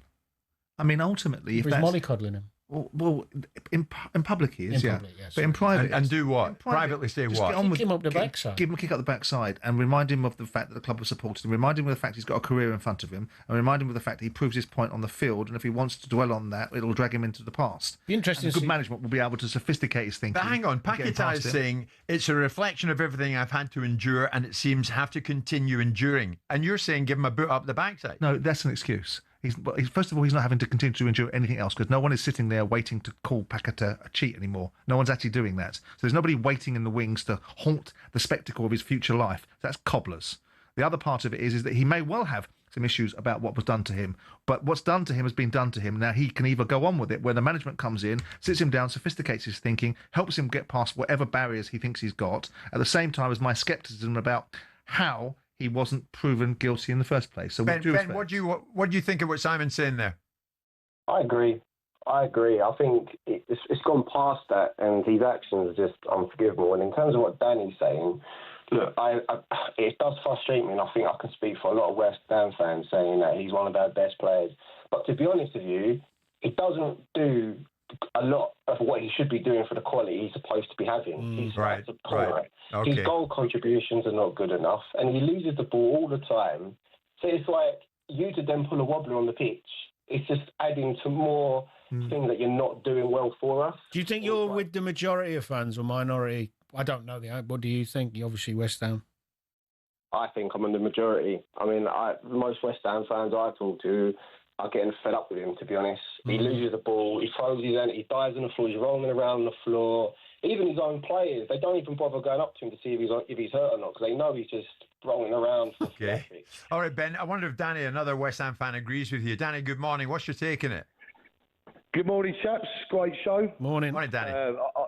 I'm going to agree with the last caller, Ben, now. I mean, I find Lucas Paquetá is a hit-and-miss player. He has suffered, I'm sure he suffered, but West Ham have suffered as well. We've stuck with him. The club have stuck with him. They've paid him. The fans have been behind him. What he done was, repeating what Danny said, was just pure petulance. It's an absolute disgrace. What Lucas Paquetá wants to do is take a look at the Premier League table, look at where we're sitting, look at what's going on, and actually roll his sleeves up and play football for West Ham, which, let's get this right, he hasn't done for the last 2 seasons. I'm part of me is delighted that he's not going to be starting against Man United because it gives us an opportunity to play without him. Because there's moments in a game where you just want to get the ball down and play football, and it's silly little touches, constantly losing the ball, constantly putting us under pressure. And we want to love Lucas Paquetá, but I'm finding it very difficult at the moment. That's so you sure. think, Danny, you think that red card's the last straw, the final straw? Oh, yeah. Well, yeah. Listen, I want him to be great. Of course we do.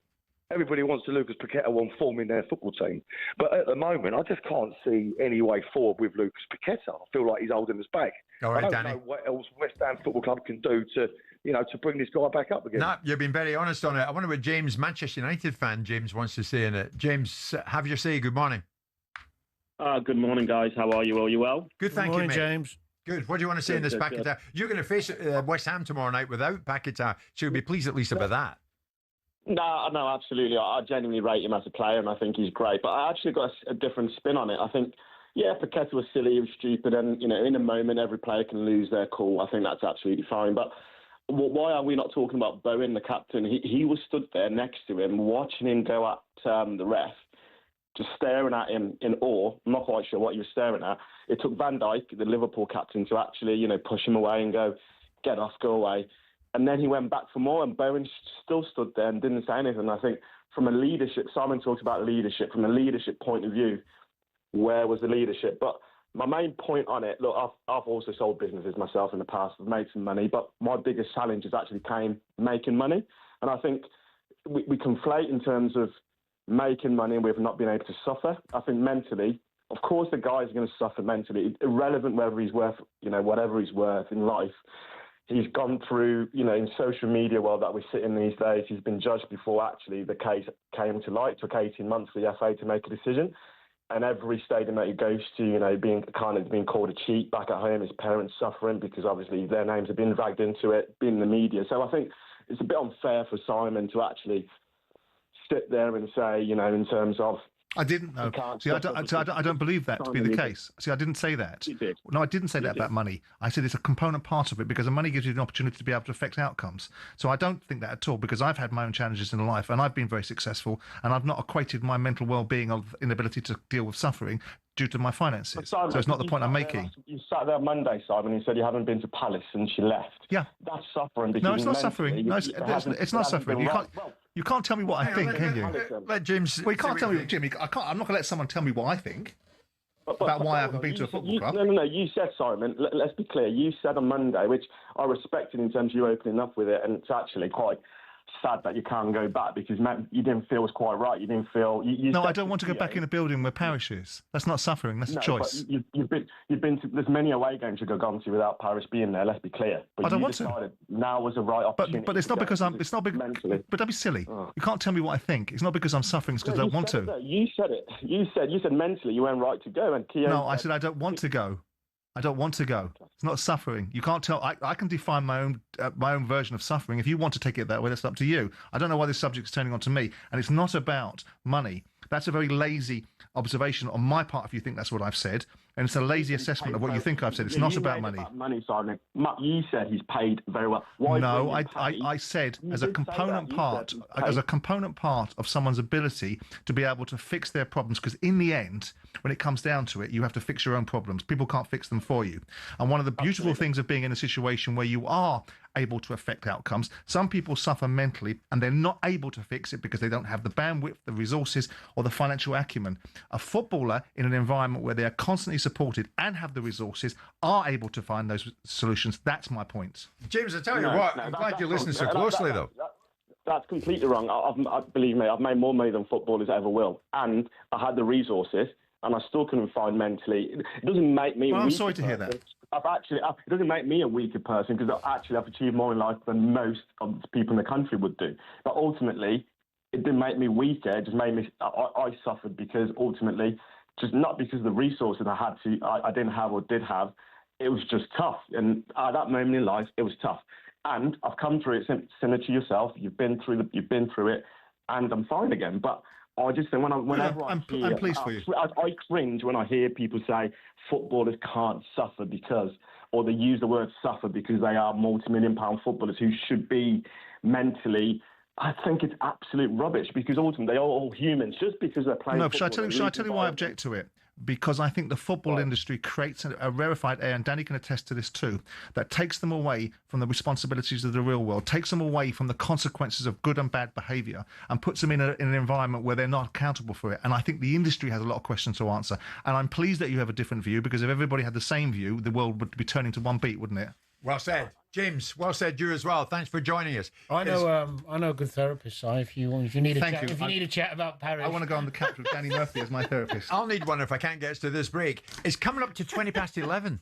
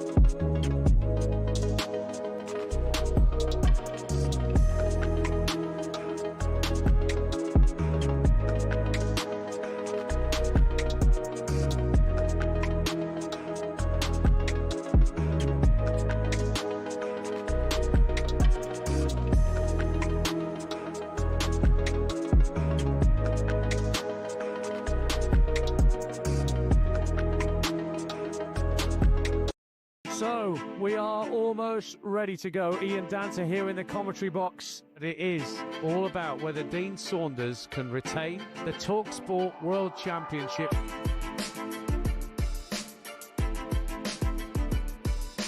To win the leg. She's got it! Gets it! Double nine! He refuses the handshake.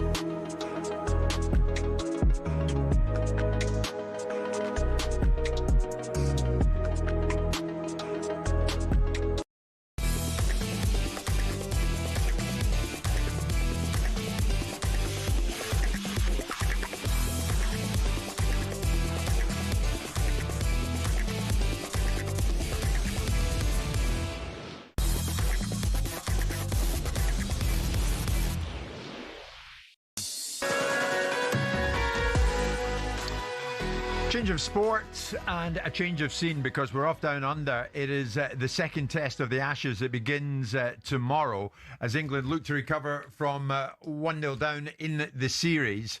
It begins with a day-night match, the second test, at the famous Gabba in Brisbane. But the fact of the matter is, England's got a bit of a humbling in that first test, and now they have it all to do.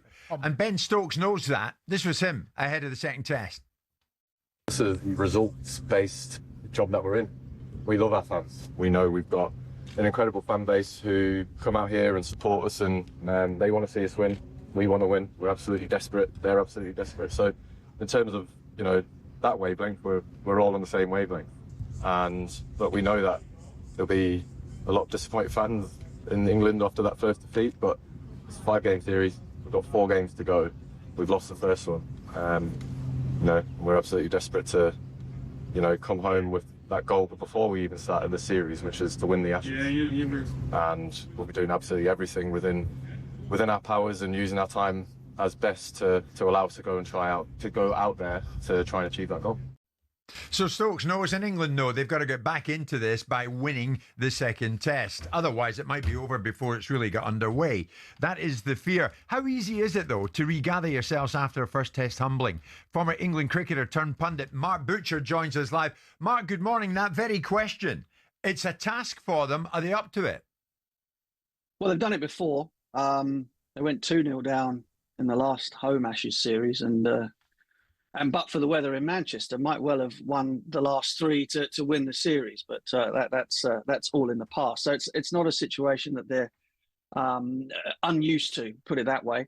The difficulty, I suppose, is that day-night Test match Australia have the best record of wins in day-night cricket, albeit, and this is a little one for the England fans out there, they lost their last one against the West Indies back in 2024, which was at the Gabba in a relatively low-scoring game. And, you know, the West Indies turned them over. So it's not impossible. And England showed enough signs in the first innings, particularly with the ball anyway. They got bowled out in less than 70 overs in the Test match twice. But with the ball, they show that they have the ability to put the wind up Australia and to get the upper hand on them. So all is not lost. albeit that it was a pretty devastating loss in the first test. Okay, all is not lost. And you firmly believe that, Simon, that all is not lost. But I do. I mean, I was going to ask Mark about the approach to this particular match, because as we talk about this game, the media narrative building up, Mark, is it's a pink ball game. The Australians don't get beat. You've just given an example of them getting beat by the West Indies. What do you envisage the approach will be from England? Will it be, no, we're not going to ease off. We're going to continue playing the way we are. And if they can get a result in this game, it's a real not getting beat might even be a psychological benefit, because people will think pink ball game, day, night, Australia will win this all day. Yeah, absolutely. I think the approach will be tempered for sure. I think that the onus on the senior batsmen and the top 5 or 6 batsmen in the team to build innings and to earn the right to show the incredible talent, that shot making talent that they have, but that you have to actually earn the right to be able to do that against high quality fast bowling. And so we've seen England do it over the course of the last 12 months, really, where they've gone back to scoring at 3 runs and over when it was necessary, in order to do the right thing to get a foothold in games. And so that they'll have learned an enormous amount, least of all just the basics of kind of getting yourself in Australian conditions. And the other thing to learn, I suppose, is that with Hazelwood and Cummins, we think Cummins is still out. They're keeping that one a little bit close to their chest. That if you play Stark with a bit more respect for the high quality bowler he is, and nobody has taken more wickets in day-night test matches with a pink ball than him, then the opportunity to have a go at the lesser lights or the less experienced bowlers then becomes more obvious and more optimal for them. So, you know, the other thing is not to be rattled if somebody like Travis Head comes out and plays in a Bazball way against England. You know, I was absolutely shocked. And Ben Stokes himself held his hands up and sort of said he got it wrong tactically against Head when he started to have a go at them. Because England in their batting style, they play that way in order to force the bowling attack to get away from the things that are the most difficult to face, which is length outside or stump or whatever it is. And immediately had a go at them. They went completely the wrong way and bowled short at it and got smashed all over the place. So it's just to hold your nerve for a little bit longer when you have the ball in hand, if somebody comes out and shows massive attacking intent against you. Mark, how important is it for England to be bowling on that first day when the light changes? We had Matt Pryor on a show recently talking about the difference for the batters when the bowlers are coming in, when the light changes and the ball, that pink ball. So how important do you think it is that they get that chance? I think it's a really tricky one. The light changing, or the darkness coming in a day-night test match is sooner in Brisbane than it would be in Adelaide, where they've traditionally played these games. And again, I go back to the West Indies beating Australia last year in the pink ball test. West Indies batted first and scored the highest score in the game in the first innings, 311. So they weren't. They batted first. They weren't concerned by the light changing. They just dug in and made sure they got themselves a par score, which was just above 300. Incidentally, they played a right arm off spinning all rounder batting at number 8, which England have chosen to do in this Test match in picking Will Jacks, which is something that I thought they should have done in Perth anyway, just to give them extra batting depth. And so they put that score on the board. And then scoring became more difficult as the Test match went on. Australia, in the end, sort of bowled out for 207 to lose the game by Shamar Joseph. So I actually think that I don't know what the conditions are like. Obviously, I'm in sunny Croydon at the moment, so I'm a long way away from looking at the pitch. If the opportunity arises to get the chance to bat first and by any means necessary, no matter how long it takes, get a decent score on the board in that first innings, then you can find yourself in front and able to take advantage of Mark, here's the eternal optimist, Simon Jordan. What's your nose tell you, Mark, about this test? What do you think? Geez. You lose the second test, don't you? Yeah, we're knackered. I mean, yeah, that's absolutely right. Why did we not just get to that?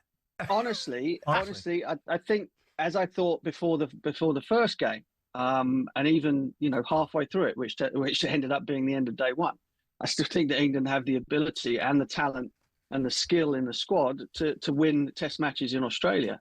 And Australia are by no means infallible. We saw that in the first Test match. So England have just got Tactically, they've got to get things right, which I don't think they did in the first test.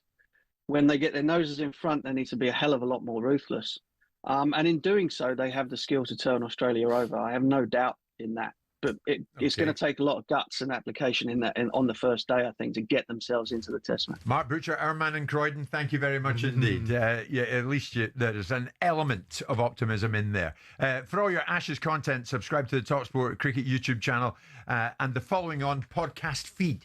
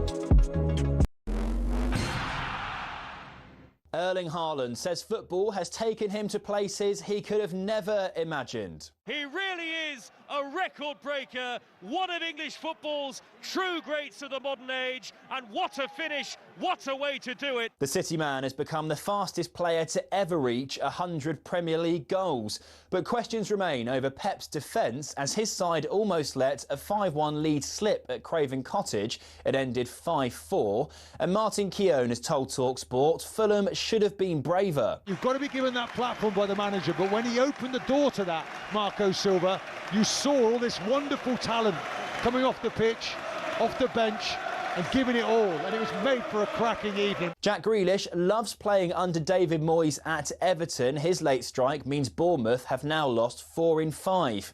In the Championship, an angry Valerian Ismail suggests refs are giving Ipswich preferential treatment. Maybe it's because it's a Premier League club, or from a Premier League club, they wanted to help them, because nobody can understand. So this is a terrible decision. The Blackburn boss thought Ipswich's Matu Siwa should have been sent off for a last-minute challenge in their 1-1 draw. And Australia say they'll assess the Gabba wicket before deciding if Captain Fantastic Pat Cummins will play the second test.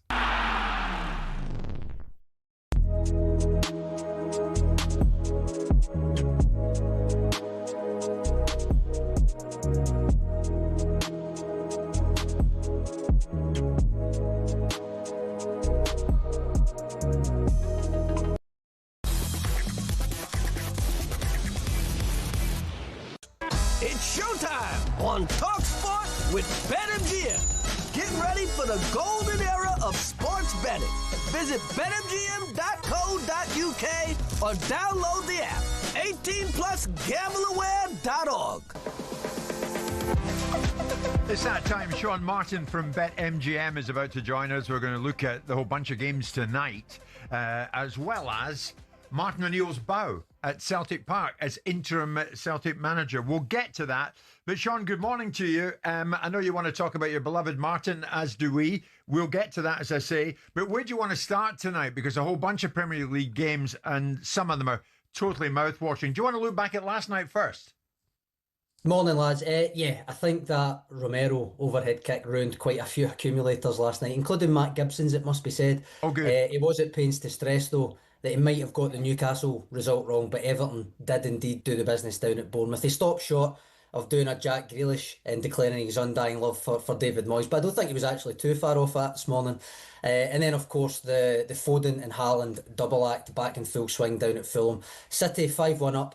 Ended up 5-4, which was somewhere between a 200 to 250 to 1 shout. Not sure if that result makes you more or less confident for your trip to Craven Cottage on Sunday, Simon, but what it does do is move City in a smidge for the title. They were 3-1 yesterday, they're 11-4 today. And also, lads, it moves me to ask you a question. You see, this morning we were all chatting over last night's games, etc., and Erling Haaland's Premier League goal record came up, 100 in 111 games, as you've spoken about. I'm not even going to call it a debate. It wasn't a debate. It was one man with a bit of a ridiculous take and 4 or 5 of us vehemently disagreeing. So one of our number, who may or may not be a member of the aristocracy, Jim, claims Erling Haaland is not currently a Premier League great, and also that he might not ever be called a Premier League great. Now, any one of you, feel free to chime in, but Danny, as the ex-Premier League player here, what do you make of that? Am I losing the plot, or is that an absolutely nonsense take? Yeah. It's so nonsensical, it shouldn't have been brought up. Sounds crazy, doesn't it? I mean, the person who made that comment should remain anonymous, but the fact clearly is, it's Lord Charlie Roberts. Even if he'd left after the year he won the treble. Yeah. You know, what he's achieved in his first few years. What makes a Premier League great? Well, doing things that others can't. Well, isn't it over a sustained period? Excelling in your field over a sustained You score period, 100 goals in 111 games quicker than anybody else who's ever played in the Premier League. You're already a great. Yeah. Darren Bent's got 100 goals. Is he a Premier League great? Okay, pause there. To me, yes. I like that, Danny. I saw what you did there. So, Sean, let's move on from Charlie's ridiculous comment and maybe have a look at tonight. What are you thinking? Yeah, so loads of games on tonight. Won't look at each and every one of them, guys, but we thought the Arsenal, Liverpool, Chelsea treble looked quite decent value at 5-2. I was also quite liking the look of Brighton, Aston Villa, both teams to score, alongside Crystal Palace and Nottingham Forest, both to win away from home against the bottom two. That's 11-2. It's over even money just for Forest to win at Molineux, which in and of itself I think is quite an attractive shout. Simon, I remember you saying Wolves will get off the mark, and no doubt at some point they will. But do you think it's tonight? You're getting over 2-1 for them to do it? I have mixed emotions about Wolves getting off the mark, so I'm not the most objective person to ask. But the question was asked of me the other day, do I think that they'll go the whole season without winning a game? No, I don't. Whether they get off the mark tonight, whether Rob Edwards is able to get a tune out of them. People felt that they were better against Villa than they had been in previous weeks. That's a low bar. They managed to set themselves a low standard, managed to achieve it. Yeah, they were unlucky, actually. I don't know, is the answer. I mean, if they're going to get out of this trouble they're in, Sean, tonight would be the night to start doing it. I mean, you could say that Forest are, a fellow relegation candidate. They've got to start motoring. Yeah, I mean, Forest lost at the weekend, but been going better under Sean Dyche. He's got a good record against Wolves as a manager. I think he's got a winning 6 wins, 3 draws, 3 losses, I think. And Wolves, one of just 3 teams across the top 5 European leagues not to have won at all. Rob Edwards, both games so far, he's won without scoring. He's lost without scoring. I just think 5-4 for Nottingham Forest, even as a single and not in my treble there. I think that's got plenty of value in it. Okay. Wait, where are you at with Leeds Chelsea? What are you thinking on that? We're going to hear from former Leeds winger Eddie Gray later on this morning, but this is it used to be a very feisty encounter. I'm not quite sure it'll be as feisty as tonight as previous ones have been, but it will certainly be competitive.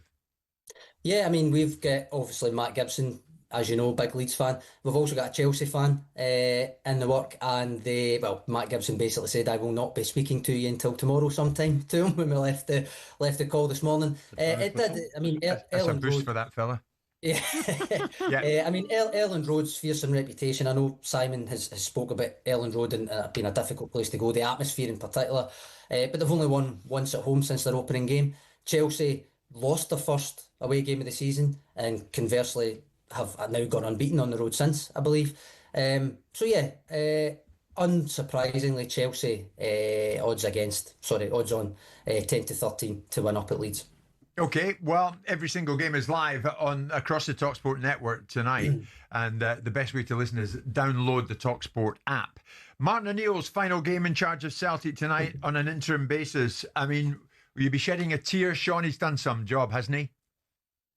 And he goes into it tonight, Jim, as the newly crowned Premiership Manager of the Month as well, lest we forget, which is testament to the job he's done. He's won 6 of his 7 games. He beat Rangers in a cup semi-final and got a rare European away win, and it is a rare European away win into the bargain. Celtic, I mean, we played Dundee tonight, not lost at home to Dundee since 2001. Incidentally, that match was the last home league game of Martin O'Neill's treble-winning first season. I'm hoping he makes a winning send-off before, as confirmed to you guys by Martin on Monday, Wilfred Nancy takes over. He's not been announced yet. In fact, there's been next to no information really from the club at all on the managerial recruitment process outside of Martin's pressers. It had looked like his final game would be Sunday in Dundee at home. You could argue might have been the ideal first game for a new manager rather than Hearts at home, a top of the table clash on Sunday. But that game's almost a nice baptism of fire for Nancy against one of the most consistent top flight managers of the past couple of decades in Derek McInnes. Dare I say, Nancy will probably get a decent reflection of what awaits him in most domestic games from that. And I kind of feel for him in a way. I don't know what you think about this, Jim, but because following Brendan Rodgers in sharp, given the way he left, the recriminations around that, plus the undoubted poor results and poor performances, it would almost have been a kind of the only way is up type scenario. In reality, he now follows a basically exalted figure who has stabilised the team. As I say, 6 wins from 7, cup semi against Rangers, rare European away win. I could argue the toss, which situation you kind of prefer to walk into. Yes, inheriting a winning team, but also one that generally can't really be doing much better than it is. I mean, Jim, you know Martin, and you also know Scottish football. What do you make of what I've just said there? Is that fair? Well, I think you're right. Even though you can hear the sniggering Simon Jordan to my left. For the way you introed that, Sean, may I say expertly and accurately as well. I do know Martin. I think Martin has excelled, but I thought Martin would do exactly what Martin has done. I agree with you to a large extent, Sean. If you're Wilfred Nancy, I think many of the Celtic supporters are saying, yeah, good to see you, Wilfred, but not quite yet. Not yet. We'll leave it for a bit. But anyway, that's not the case. He's in town tomorrow. What would you have done, Simon, if you were at the top of the house at Celtic? It's worked out this way, and Sean's painted the picture perfectly. His first match in charge is going to be a top-of-the-table clash against Hearts. That's what a top manager wants. A top manager wants to walk into what Arne Slot walked into, which was a set-up team ready to go. You don't want all the problems, you don't want all the travails, unless you're a weak manager that wants to be given an opportunity to land in a safe space. If you've got anything about you, you want to be in a side that's going well and you can take it to the next level beyond where it is now. I'm interested to see how he goes. I'm interested to see what kind of manager he is. The credentials that he has coming in from MLS don't stack up for me. But if you believe what Nigel Reo-Coker says, he's the best thing to slice bread. Yeah. Ethnicity doesn't come into part. He's either a good manager or is not. And Celtic will win the league anyway. I mean, if you put a decent manager in charge of Celtic, they've got a bigger budget than everybody else. They've got a history of now winning the league endlessly because Rangers aren't the Tony Bloom might have an argument with it. Hearts are done now. Hearts had their moment, and I was really hoping Jim, you should know that being for an the well-being of expert. Scottish football. We all want Hearts done, shouldn't I? Sorry about that. We all wanted everybody wants Hearts to win the league for the well-being of Scottish football, besides Rangers and Celtic fans, right? But they're not going to. Celtic, I would wager you, probably wrong again, that Kilmarnock will get a result against Hearts tonight, and Celtic will go top of the league, and Martin will sail off, as rightly he often does, with a lot of exaltation and a lot of reward for his endeavours. Yeah. And someone comes in, and off they go, Celtic. The big thing is, can this fella come from the MLS and do something different with Celtic, like actually qualify further than just the Well, knockout Hearts stages. would argue that they're done. They're 2 points clear of Celtic at the moment. Celtic have a game in hand. Hearts have just lost one, Sean. Celtic have lost two. Draw. And the two will meet at the weekend. Sean, I mean, you're a Celtic man through and through. Are you comfortable? Are you confident that Nancy comes in and Celtic will go on to lift the title? I think that's a possibility, whether or not he hits the ground running, just because of the length of the season and the resources, the squad we've got. We still should be winning the league regardless, really. I suppose Hearts have done really, really well to get to the position they're in. Yeah. I don't quite think the Tony Bloom project's actually taken off really at Hearts yet in terms of properly in the foundations. I think that's still to come. I think that's something Celtic should be conscious of in the coming years. They've started the season very well. Am I really worried about them? Short answer is no, not really. I don't mean that with any disrespect. They've done really well, but last season, Aberdeen, 11 Sounds games like in. old firm arrogance, that does to me. I don't think so. 11 games in last season, Aberdeen had won 10, drawn 1, and that one was away to Celtic.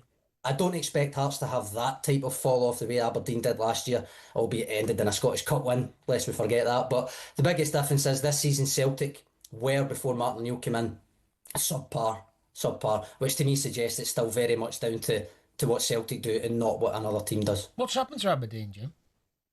What's that happened to Aberdeen? With your Scottish expertise. 2 steps forward, 1 back, isn't it? I mean, they can never get into any kind of run. That makes sense. But I have to say, Sean, it's good to speak to someone as informed on There's still 1 step forward. As myself. Hinge and Bracket to my left will continue to giggle as you and I continue to forge ahead with our opinions on the Scottish game. Sean Martin, thank you very much indeed. Have a word incident with Lord Charlie Robertson about Erling Haaland, will you not? I'm presuming it's Lord Robertson anyway who said that. Visit betmgm.co.uk or download the app. 18 plus, begambleaware.org.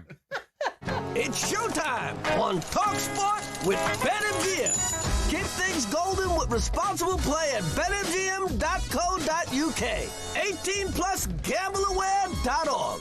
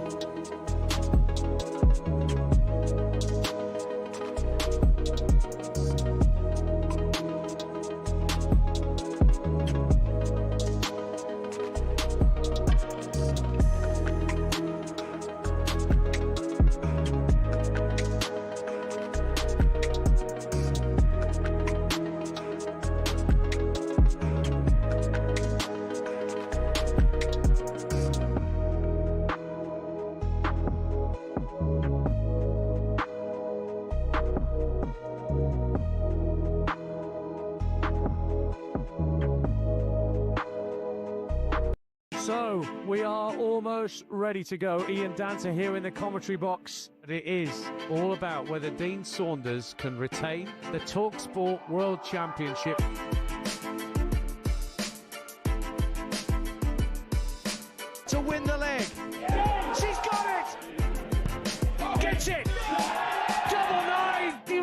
This is the handshake.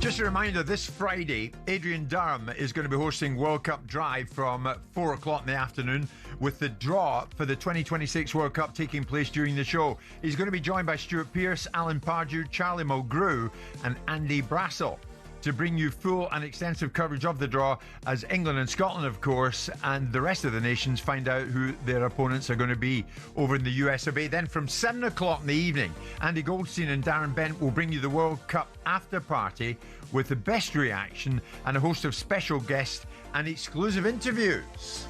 So how'd you like that? I hear the Village People, are they not? They're going to be performing as well. Big favourites of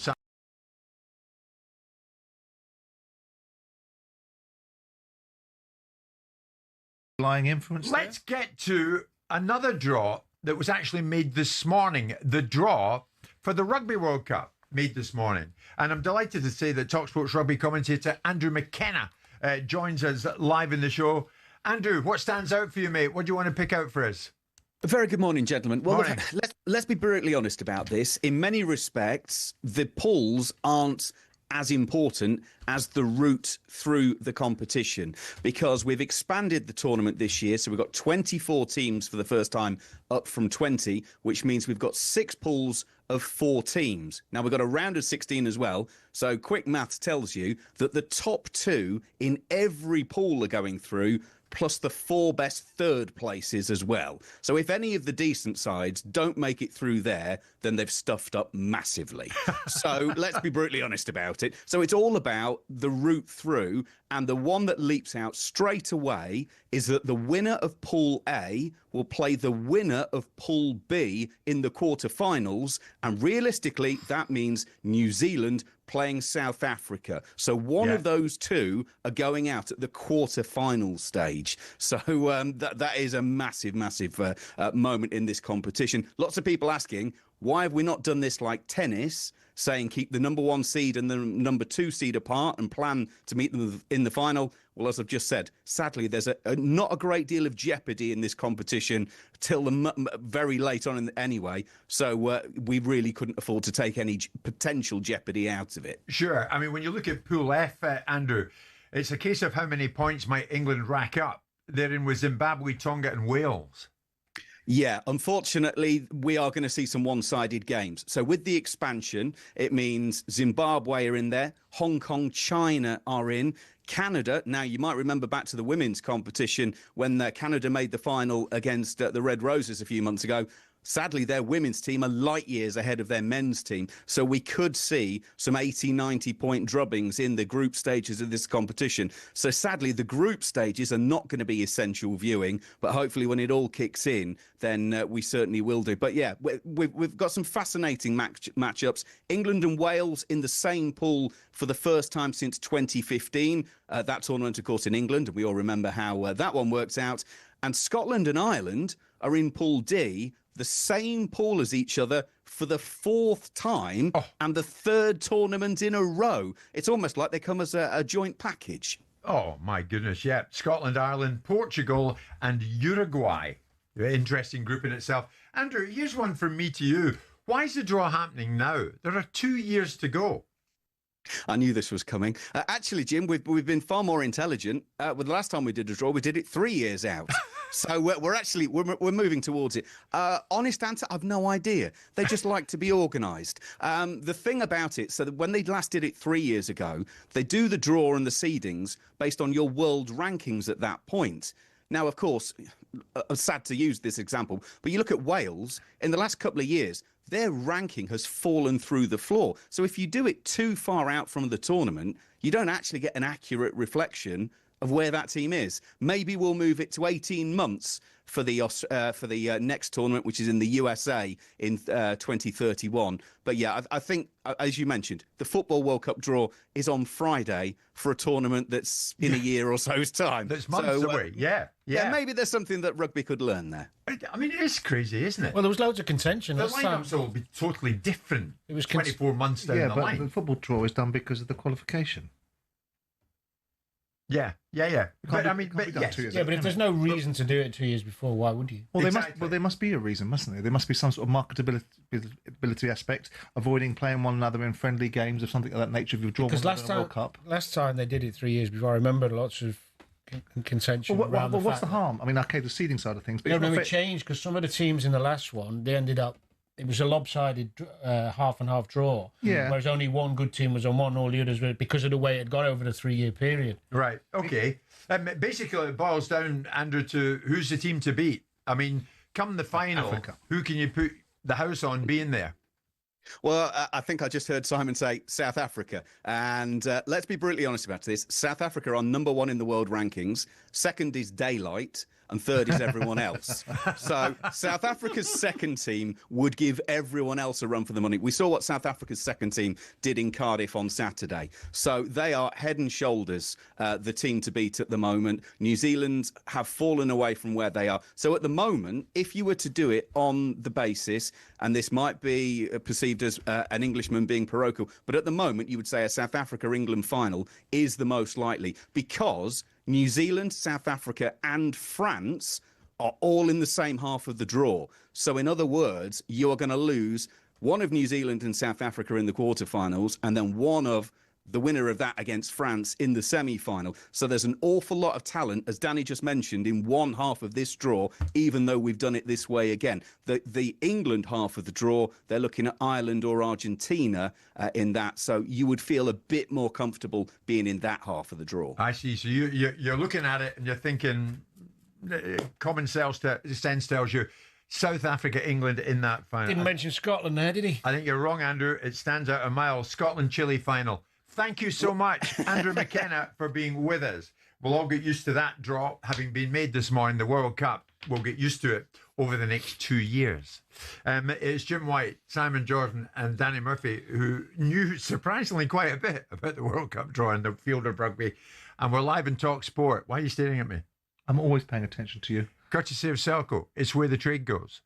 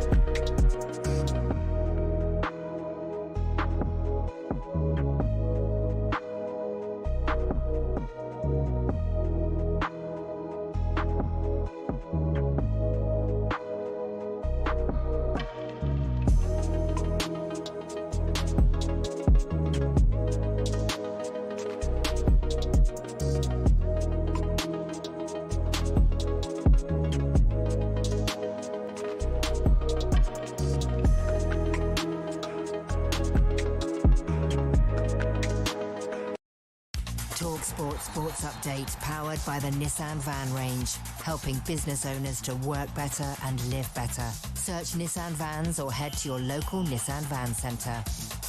With your headlines, it's just coming up to 2 minutes past 12. I'm Nick Ellaby. Good afternoon. At this rate, Erling Haaland will break Alan Shearer's Premier League goal record if he stays at Man City for another 4 years.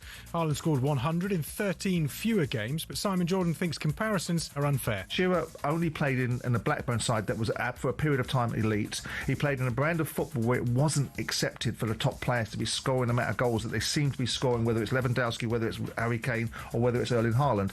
Meanwhile, after Man City almost let a 4-goal lead slip at Fulham, Danny Murphy says Guardiola's side are unlikely to win the league, conceding so many. It's the way they're playing at the moment. He's all or nothing. Yeah. Leeds game, conceded chances, and yesterday they were all over the place defensively, so champions know. City have let in 16 in 14 games so far, more than twice as many as Arsenal, who host Brentford live on talkSPORT tonight. In Rugby League, Salford Red Devils has been wound up at a specialist companies court over unpaid taxes. Supporters of the 152-year-old team are planning to resurrect the Red Devils as a Phoenix club. In the draw for 2027's Rugby Union World Cup, Scotland have drawn Ireland again. Portugal and Uruguay complete that group. England are in with Wales, Tonga and Zimbabwe. And ahead of the second Ashes test tomorrow, the Aussies are being coy over whether captain Pat Cummins is fit to start or not. But former England coach Paul Farbrace has a message to ease your concerns. In Brisbane, we're going to have a hard, fast, bouncy pitch. We've got the best England bowling attack we've ever had, plus the unpredictability of the pink ball and the floodlights. This test match comes at the perfect time for England to get back in the series. Still pretty nervous. Build up to the Gabba on talkSPORT's Following On podcast. talkSPORT News. How much will the doctors' strike impact a potential corridor crisis in hospitals? And NATO leaders discuss how to solve the war in Ukraine after Vladimir Putin rejected the latest peace plan. There's more from the news team at p:30. talkSPORT weather with QuickFit. Get 10% off 2 or more premium tyres in our Black Friday event. Don't miss out and book today at quickfit.com and drive away happy every time. Conditions apply. Mostly dry with sunny spells, scattered showers in the west across the far north of Scotland and southern England. Breezy, especially in the north and west. Temperatures average.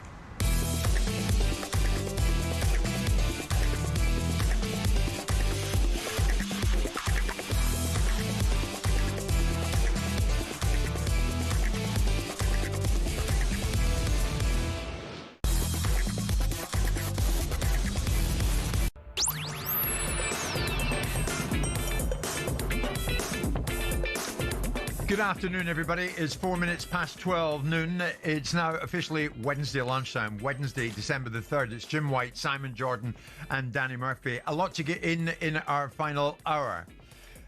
We want to start with this. And of course, we've known for some time now what happened on that day on the 15th of April, 1989.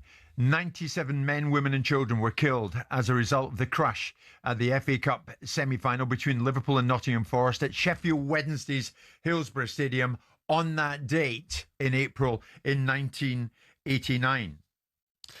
But the families of those who died in the disaster have now said it is, quotes, a bitter injustice that no police officer will ever be held accountable for a catalogue of failings set out in the final report of the police watchdog after what has been a 14-year investigation. The Independent Office for Police Conduct, the IOPC, found that 12 police officers, most of them senior, would have faced disciplinary cases of gross misconduct if they were still serving.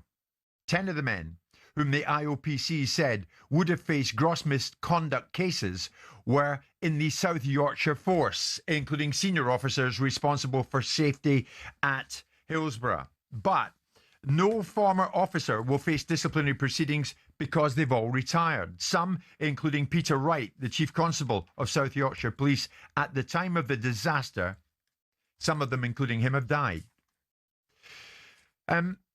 We want to talk about this with a man who has followed it very, very closely from almost day one. Investigations correspondent for The Guardian, David Conn, joins us live. David, good afternoon to you. What has the IOPC investigation into the Hillsborough disaster actually achieved, David, in your view? Thanks, Jim. Sorry, just to really clarify about what you're saying about my own coverage, I wouldn't say from day one, because day one in 1989, I was actually still at university. I wasn't a journalist then, but from 1996, that's when I started reporting on the disaster, but also on the family's campaign for justice. So at that time, they've been fighting obviously they were fighting the lies of the South Yorkshire Police and the campaign by the South Yorkshire Police to deflect blame for this terrible disaster from their own failings. Like, this police force was responsible for safety at that football match, and they had hundreds of officers on duty.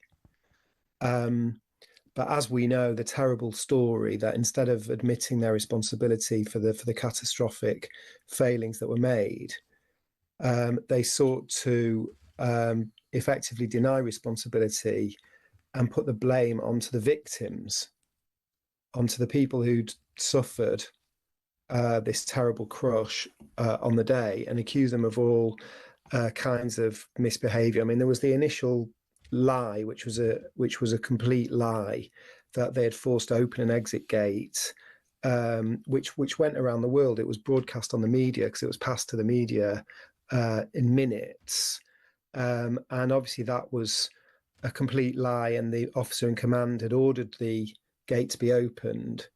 But the other elements of that story, that people were drunk and they didn't have tickets and they arrived late, which was actually the rationale for breaking down a gate. You haven't got a ticket, so you're trying to get into the game. Yeah. They still carried on with those elements, Jim. You know, so they lost the forcing the gate bit of it, but carried on with the other parts of it. So David, if I can jump in, just to say, go on. When I go on. All I'm saying is, even when I started reporting on it, which is nearly 30 years ago, the families were fighting that false narrative and a miscarriage of justice. So with all that in mind, David, what was your reaction then to the South Yorkshire Police Federation statement reacting to the IOPC investigation, when they said the report is significant? It's a significant waste of taxpayers' time and taxpayers' money. It is not fair or balanced. Former police officers, some of whom are very elderly and some who have sadly passed away, do not have any kind of due process or the ability to formally respond to the allegations made in this report. We emphasise these are just allegations. I mean, that was a robust defensive statement. Yes. So I was giving you the background there, and basically that long time of a miscarriage of justice and the fact that the families had to campaign against it for so long is the reason why all these processes have taken 36 years. Yeah. And 36 years later, we have the end of a long police watchdog investigation that only started in 2012 with the new after the new justice process or legal process started. So that's why it's taken 14 years. And essentially, look, it's not for me to react to that, Jim. The families reacted to it yesterday, as I'm sure you know, and everybody, your listeners, heard. Yes. And Margaret Aspinall, who was the last chair of the Hillsborough Family Support Group, she said she was very, very angry by that response. And the fact that the police had talked about being old had reminded her that she lost her son when he was only 18, and you know, that's the response that she gave. It's not for me to respond, but the point about the due process is the same point about the fact that these officers are all retired and they can't actually face disciplinary proceedings. So what this is the watchdog saying they would have 12 of these officers would have cases to answer for gross misconduct, and there were 110 complaints upheld or further cases to answer for various potential disciplinary offences. But it is the case that none of them will face any disciplinary hearings, and there won't ultimately be any findings because they've all retired. Many of them have died long since a long time ago. Yes. And therefore there are no consequences. And that's why the families were saying yesterday, 97 people were unlawfully killed according to the verdict of the second inquest in 2016, but nobody will be held accountable. What's your take on that, Simon? The way David has my take on out there, and as he rightly says, yeah, all these years on, no officer will be held to account. But my take on it is that the processes that have been followed have brought an outcome which is unsatisfactory because it's taken 30 odd years to get to a point where people can be held accountable or adjudicated properly. The language is clumsy, because my first reaction to reading it is, in principle, I understand some of the points that they're making, but when you start using language like people have sadly passed away, yes, then you are inflaming the people whose family have lost lives, because you can't not do. The idea that people could evade disciplinary proceedings also perhaps escapes me, because policemen will be beneficiaries of police pensions. So if you want consequences and you want people accountable for things, you can still bring them within the gambit of some degree of consequence, because the police force should want people to be accountable, they should want transparency, they should want sunlight to be the best disinfectant. And if people have retired and are on police pensions, not that I'm after their pensions, not that I want to make people in a situation where they are disadvantaged in their lives, the people that lost their lives because of decisions that were made and the Machiavellian plots that were hatched to be able to cover it up, there has to be some degree of accountability. There has to be some degree of due process. So I am very empathetic towards the situation. I understand South Yorkshire Police's desire to respond to a statement, but their language is badly drafted, badly thought through, given the fact that this is a tinder pot. You open your mouth in this situation with the wrong sentiment, you are going to upset people, and rightly so. So you would have thought that someone had the wherewithal to concoct or construct a far better statement than using language that would clearly inflame people. The injustice, the cover-up, the time it took, so the cover-up from the police and the government, for all those years have enforced this situation, because that's the point ideally you'd want justice after it happened, because people were responsible for what happened, and there's no feeling of justice for those families that's ever going to be able to be given to them now. All these years on, David, I suppose the question I can only put to you now is, where are you with it all? As I said in the introduction, having been so closely following this, David, as you have been, you've been in amongst the families, you must know the people very closely now, some of them, and I'm quite sure some of them are personal friends of yours now. You've been so attached to the story, you've been so close to it.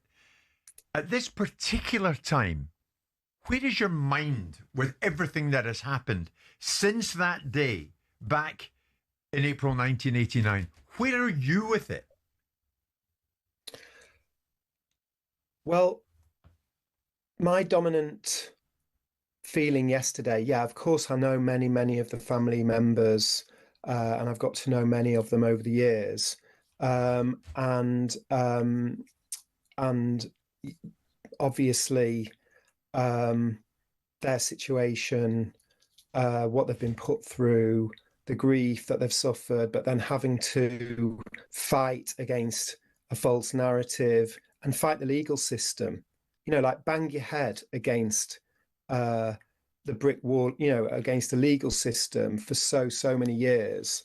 And as you've all said, everybody hugely feels for them. But in my job as a journalist yesterday, the point that I really wanted to emphasize is that, yes, of course, the police were in the spotlight yesterday. And this point that Simon and Danny have both made about the lack of accountability of the police, the people who were responsible for what happened, and as Danny said, for the false narrative afterwards and the outcome of the first inquest has gained them the time in a way, and that's the reason for the passage of time and the reason why they've all retired. But the point that I really wanted to make yesterday is there also has to be a focus on the legal system, on the courts, because people in this situation who've suffered loss, people go to the courts in a very bad time, at a very bad time in their lives, and they're looking for the truth, and they're looking for justice, and they're looking for some sort of accountability. And it's the legal system that hasn't provided that. Like the police went to the first ever official inquiry, Lord Justice Taylor. The Taylor report, the first one was about the disaster itself. And he saw through all of South Yorkshire Police's efforts to blame supporters and found that their mismanagement was the principal cause of the disaster. And he criticised them for going and making that case in very strong terms. And that report was only 4 months after the disaster in August 1989. So how on earth does the legal system then allow this narrative to continue and continue? And we're nearly 4 decades. Yes. I wanted to make the point yesterday that, you know, a lot of the parents of these young people who died have now died themselves without even seeing this outcome. I saw 3 of the people whose names were on the complaints that were made about some of these senior officers were fathers who were stalwarts of the campaigning for such a long time. And they themselves have passed away now before they've seen the outcome. You know, people are getting old. Margaret Aspinall's in her 70s. So I think that there needs to be scrutiny of the legal system, and there's no similar report or inquiry or review of how did the legal system fail as there has been of what the police did. I just a final point for me to you, David, that the South Yorkshire Police Federation response, as I mentioned earlier on, and it was very defensive and robust, as I said, and one line stands out for me: this report doesn't help anybody involved in the Hillsborough disaster. It's a line that stood out to me, David, in its coldness and its, I don't know, it's almost in its isolation. I don't know if you'd agree with me. What was your take on that? I almost don't want to respond to their statement. You know, for me, I mean, the families responded to it yesterday. Margaret Aspinall said, I was very, very angry with the response. And as you said, it's inflamed. What they've said has inflamed people at a time when there have been some findings. It was a 366-page report. There was a lot of information in it.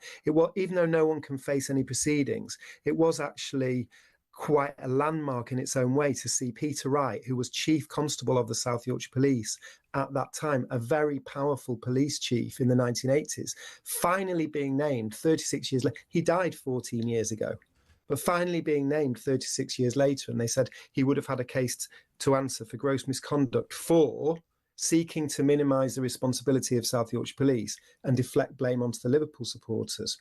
That is a major finding of that the watchdog has made against the head of that police force that was on duty and responsible for people's safety when 54,000 people went on a sunny spring April day.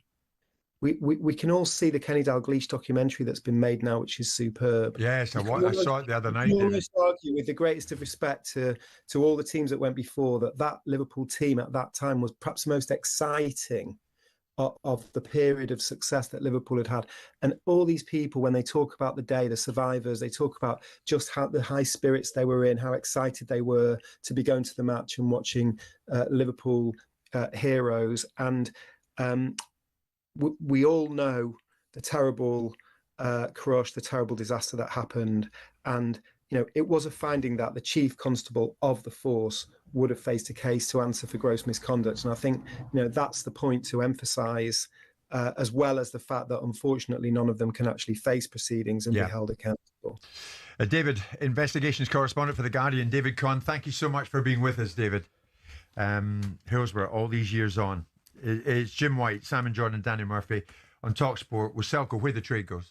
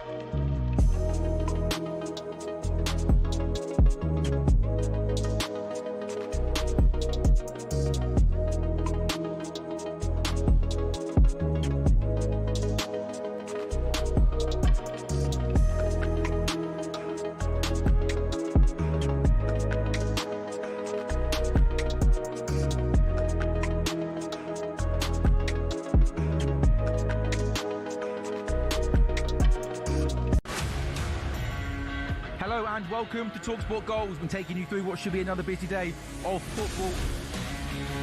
Chance to win it! We don't need to do that, guys. I'm going to owe you an apology. How would you get to that conclusion? That's a weak mentality. Oh, get out of it.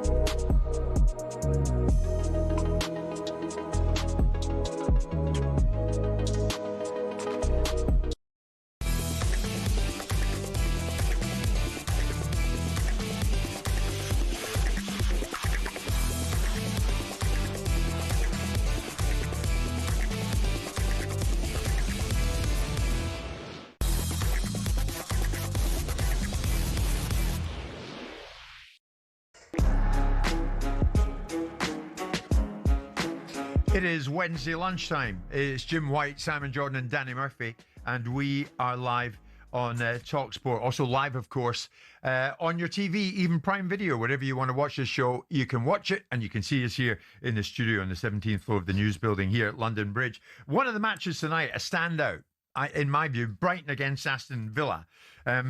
Very difficult, Danny, to pick a winner in that one going into that game, is it not? But that apart, I want to dwell upon one player in particular, and that's Aston Villa's Ollie Watkins. Unai Emery has revealed that Watkins has been managing ongoing knee pain for over a year, but will not require surgery. He scored 1 goal this season in 19 games across all competition, and dating further back, 2 goals in his previous 24 appearances. So has that got much to do with it? This is Emery on Watkins. Ollie Watkins, he has my confidence, completely my confidence. He's always doing his task. Maybe he's feeling under his normal confidence, playing matches because he's not scoring, but he's never giving up about his task. And always he's doing a positive work for the team, and it's very, very important for us. And the goals are coming, sure. I mean, Danny, what's your take on that when you hear that Watkins as a player has had a small pain in his knee from last year, and according to Unai Emery, he is feeling the same pain.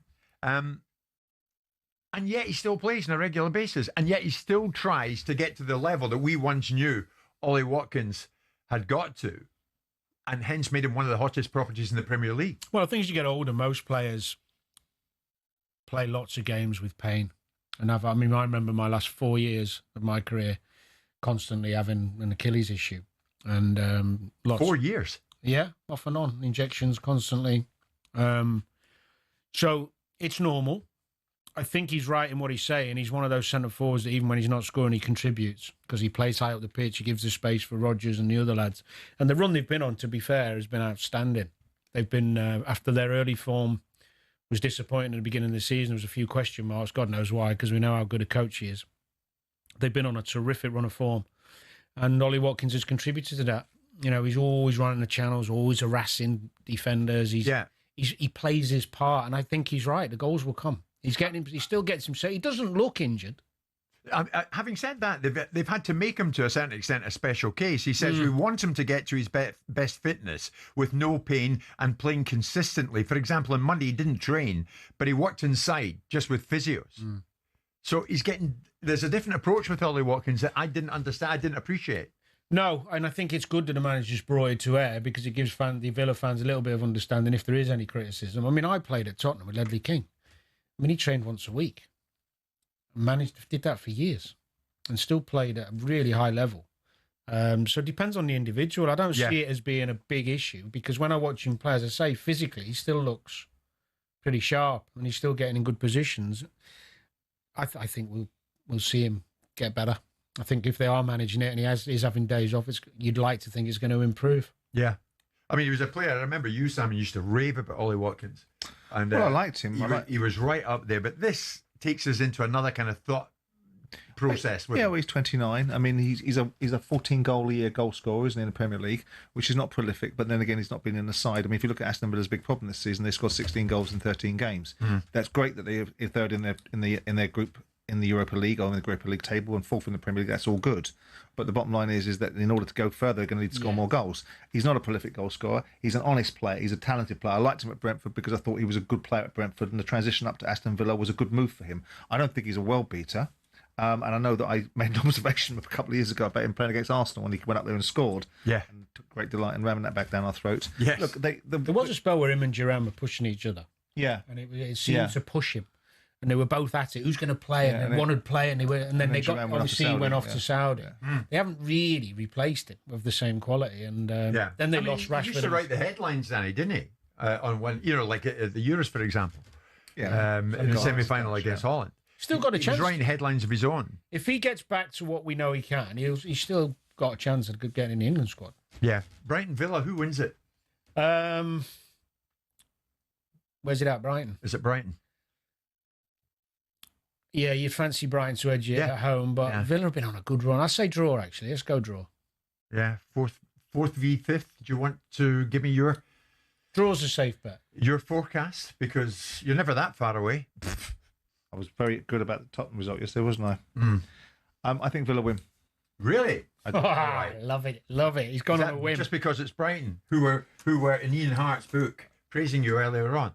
Brighton weren't, he was. Oh, he was. Yeah. I go Brighton. Sorry, Villa fans, but we'll see how that works out. And remember, every game tonight is available to you right across the talkSPORT network. It's 12:30.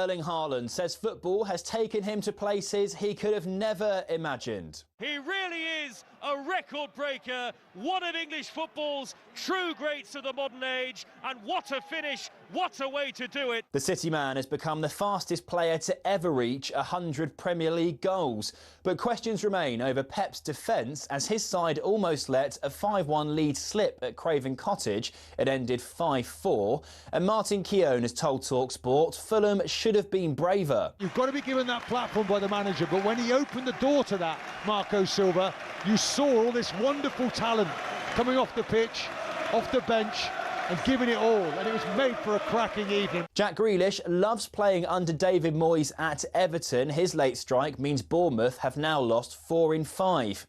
In the Championship, an angry Valérien Ismail suggests refs are giving Ipswich preferential treatment. Maybe it's because it's a Premier League club, or from a Premier League club, they wanted to help them, because nobody can understand. And so this is a terrible decision. The Blackburn boss thought Ipswich's Matu Siwa should have been sent off for a last-minute challenge in their 1-1 draw. And Australia say they'll assess the Gabba wicket before deciding if Captain Fantastic Pat Cummins will play the second test.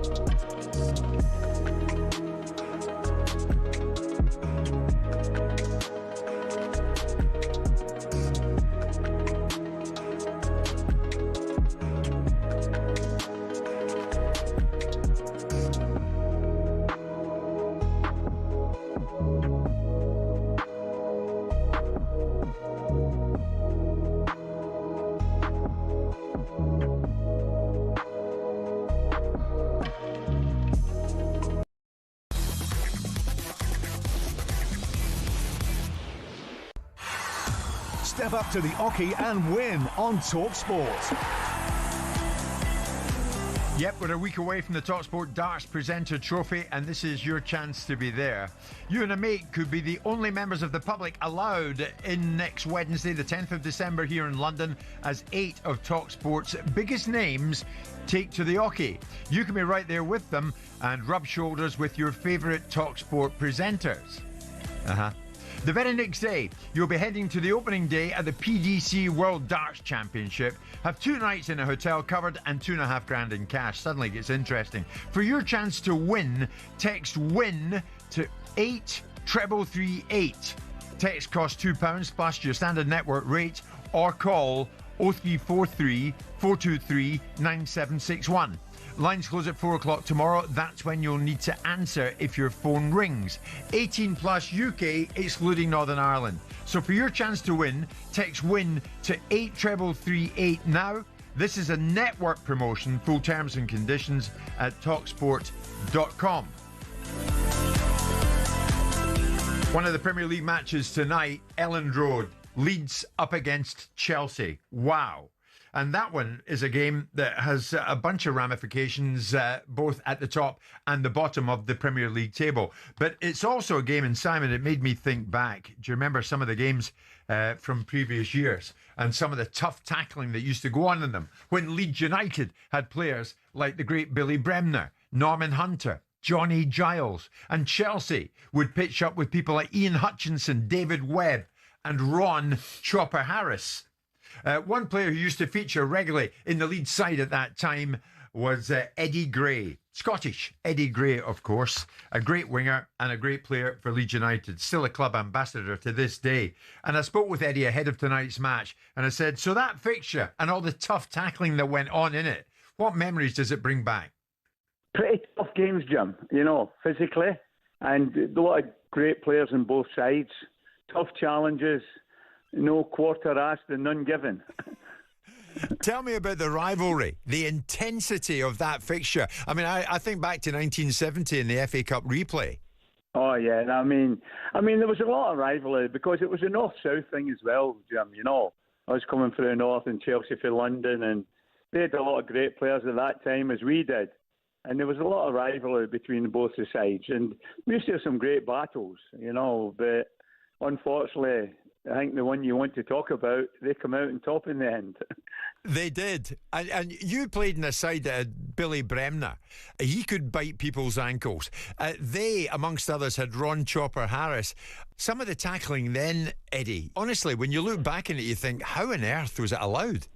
Well, I think things have changed now, Jim. You wouldn't get away with it now. I think there was a referee who had a look at that game many years later, and they said there would only be 3 players left on the pitch, I think. But that was the nature of the game then, Jim, as well. You know, the game was more physical, I think, then. And there wasn't the television, VAR, and looking at things in the olden days, you know, when that game was played. So it was a bit easier, I think, for players to get away with things. Were you on the receiving end of a lot of it, Eddie? Just a little bit, I think. Yeah. I mean, was there a lot of verbal as a result on the pitch? Well, I think there was a lot more verbal in those days, just in general. You look at some of the players that played, some of the great players, they were tough characters and hard players. I mean, our team could mix it with the best, could also play football with the best. And it was a physical game then. I think the game was more physical then than it is now. Some of the challenges you endured, though, Eddie, I mean, do you scratch your head when these days you see some of the modern-day football and it appears that quite a lot of players are feigning injury? Well, I don't think it's so much like that. I just think, well, it never really touched them there. You know, I think when you watch the game, I think that the difference between the game now, Jim, there's a lot more scrutiny, television, VAR.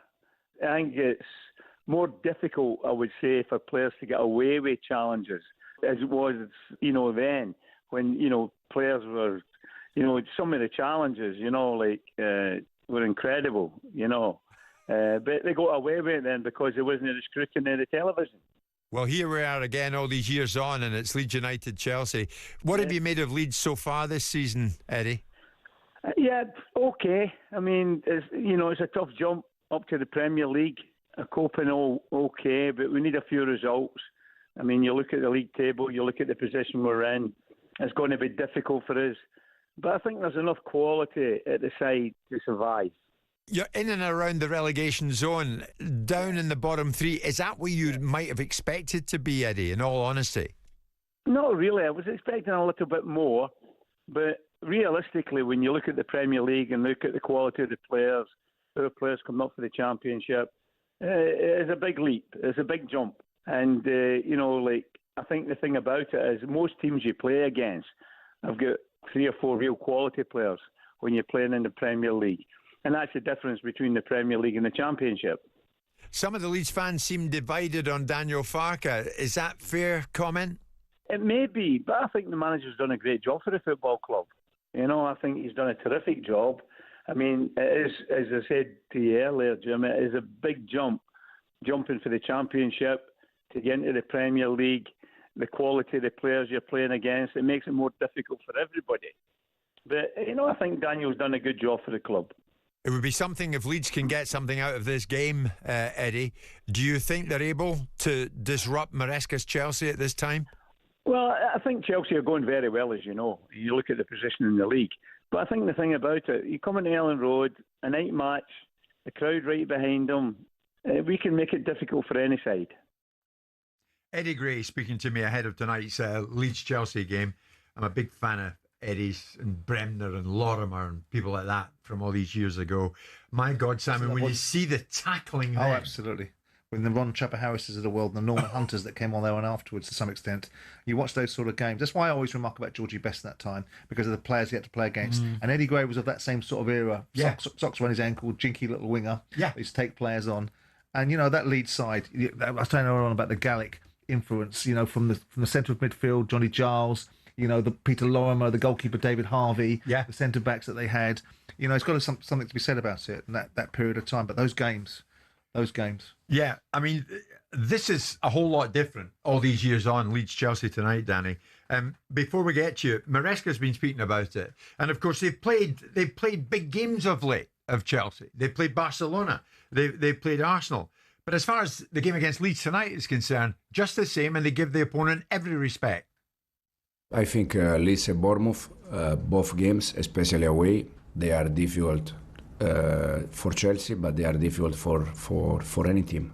Now they're gonna be a different game compared to Barcelona, Arsenal, and we need to be ready. We need to try to try to win both if we can. Thinking that we always go game by game. So the first one is tomorrow, and then we start to focus about the next one. Danny, I wonder if this is going to prove tricky for Chelsea tonight. Dropping points this season to the likes of Sunderland, Brighton, Brentford. Are these the kind of games tonight where Chelsea's title credentials really need to be examined?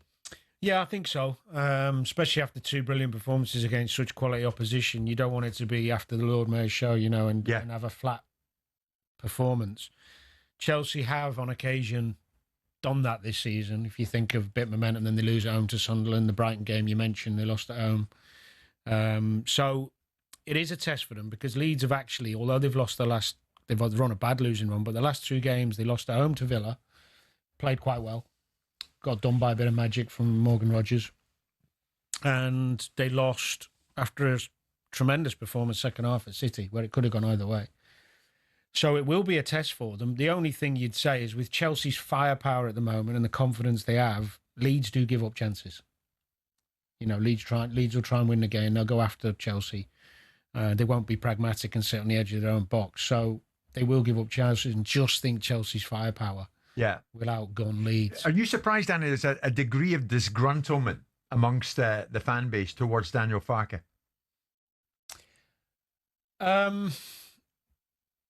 Not really, when I think about it, because if you lose a lot of games consecutively, it's coming. The hard luck stories just become that. You become deaf to them as a fan. Yeah. So although they've played okay and given themselves a chance in games, no one's battering them. Do you know what I mean? They're not lambs to the slaughter, but it gets to the point where it's like, come on. And I think Leeds fans have huge expectation. Yeah. They're a passionate bunch. So it's just the way of the world, isn't it? It's the way football is. If you lose games, you're going to get some stick, and you have to overcome it by winning games. Are Chelsea right in it? Title contenders? Well, they are, because the table tells you they are. I don't think they will have enough, just because of what we just talked about, whereas that erraticness of some of their performances, which you don't get from Arsenal. I think Arsenal are probably the only team you can say that about, in terms of their consistency and how difficult they are to play against, whereas Chelsea can have a bad day and lose to anyone. We've seen that. So, in a way, I've said this before, I don't know if I said it last week, but in some respects, it'd be good for football if Chelsea win it. To win a league title with such a young squad and a different way of doing it, they've spent a lot of money. $1 billion. Well, everyone spends money. Anyone who wins is. Why is it good for football? Well, I just said, because the amount of for a group of young, it's never been done, where a group of young players have come together without any experience in there, really, and won a title. It's never been done. Are you trying to grovel to the Chelsea fans you upset last week? No, I said it last week. Oh, right. On a different show. Oh, right. A group of... You sort of picked your show to... A group of the best young players assembled. Yes. Yeah, it's never been done. What? So why is that good for football? Just out of curiosity. It's just explained it to you. Because they're young players. Because maybe other... Well, explain to me, I don't accept the explanation. Maybe so stand it up a little bit better. From all parts of the world. Maybe other... Oh, okay, so the United Colours of Benetton is the best thing that we can do for the league. Maybe other clubs will look to more heavily invest in younger players. Or you mean buy all the best young players around the world and stick them in your squad? Well, they're not all the best young players, are they? Some of them are being coached and getting better. Well, like whom? Just out of curiosity.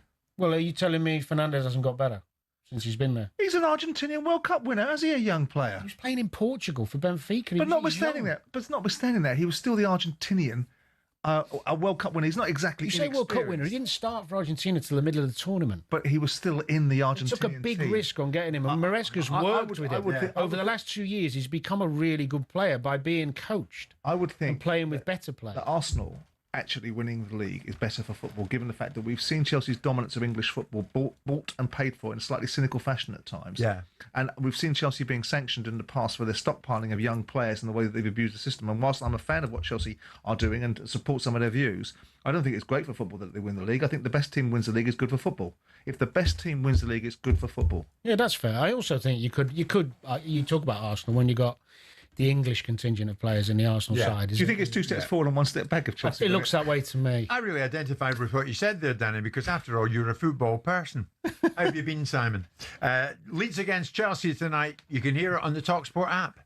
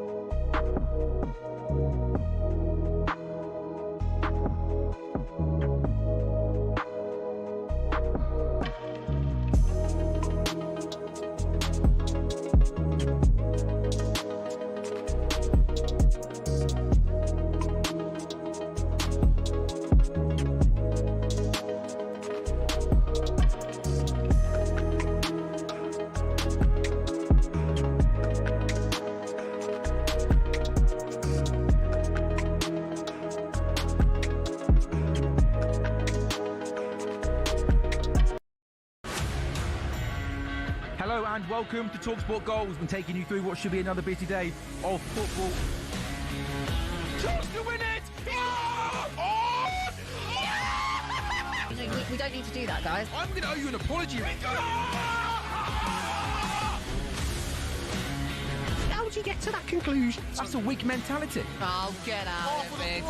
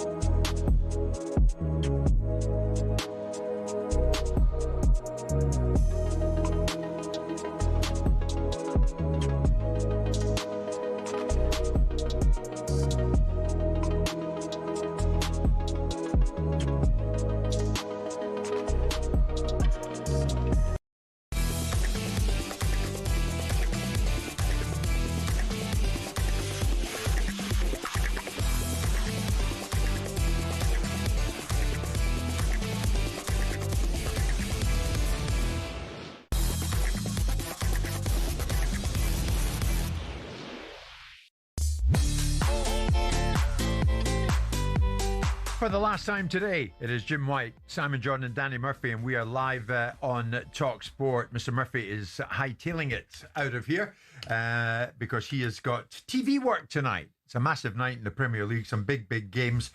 And I wonder, what chance you give Sunderland of going to Anfield and winning? Liverpool hosts Sunderland tonight. Incidentally, Danny, you sat in that very chair last week, and I'm being prompted to remind you that as you left, you said, Liverpool, PSV Eindhoven, Liverpool, all the way. You must have been somewhat baffled, as many were, by the eventual scoreline that night. Well, especially the second half capitulation. That was not something I saw. I thought they started the game well, played pretty well first half, but when they went behind in the second half, they repeated similar mistakes that they've done for a couple of months now. So it would be silly to be overly confident tonight, especially playing a side that's full of confidence. I actually did their game at the weekend, and to come back from 2-0 down, they showed some spirit and resilience and fight, And the subs are good. They've got decent strength and depth. I know they're going to lose a few to Sunderland lads, AFCON, but it's a tough game for Liverpool. Oh, it is. It is. It's a tough game. I mean, Sunderland have surprised so many people, not least ourselves here at talkSPORT, the way they've gone about the job. Liverpool went about the job at the London Stadium at the weekend against West Ham without Mo Salah in the starting lineup. And going into this game tonight, Slot was asked about that and how Salah was far from happy at being left out. Of course, a player isn't happy he's not playing. He wasn't the only one who wasn't happy that he wasn't starting, I can tell you. And that's normal. But the way he behaved was as you would expect from a professional he is. But he was very supportive for his teammates, handled himself really well during the day and yesterday in the session as well. So you cannot be a player that's available every 3 days and play on that high standards if you go with your emotions. But for Mo, he's so disciplined, knows what to do to stay fit, and no matter if he plays well, doesn't play well, if he plays or if he doesn't play, he will always be that top professional, and that's what he was in the last 2 days. Where's it got to, Danny? Has it really gone on Mo Salah from can't live without him to do we really need him? Well, no, I think it's probably somewhere in between. I think right now it's game by game. I think Slot has to look after number one, which is himself and his job, and pick a team that's hard to beat. Himself and his job? Well, yeah, because they were losing so regularly that it was becoming a question mark. So they've got that win at the weekend. I don't see, if everyone's all right, why you change it. So you don't see him reinstated tonight? No, because it was more stable, it was more secure, it was more rigid, that formation. Szoboszlai played on the right and he does the running like nobody, like anybody, nobody can. His physicality is incredible there. So Gomez behind him, the right side was shut off. It was no danger.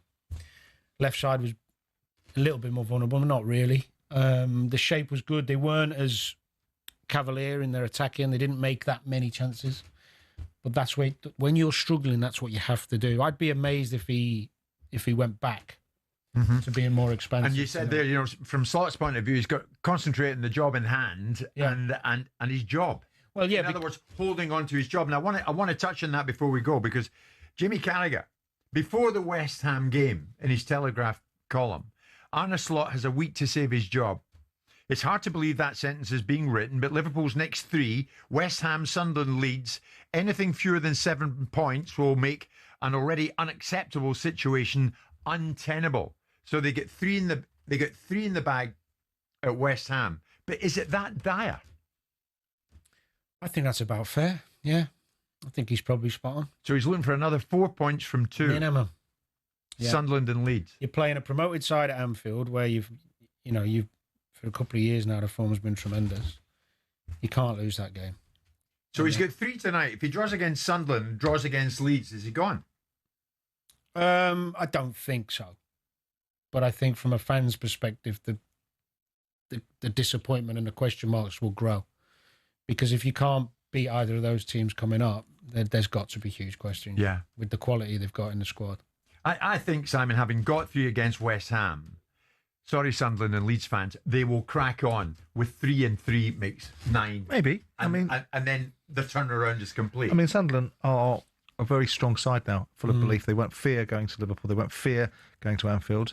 And they won't fear this Liverpool side right now because Liverpool haven't given them anything to fear in recent times. True. Now, whether the atmosphere catches some of these players, who knows?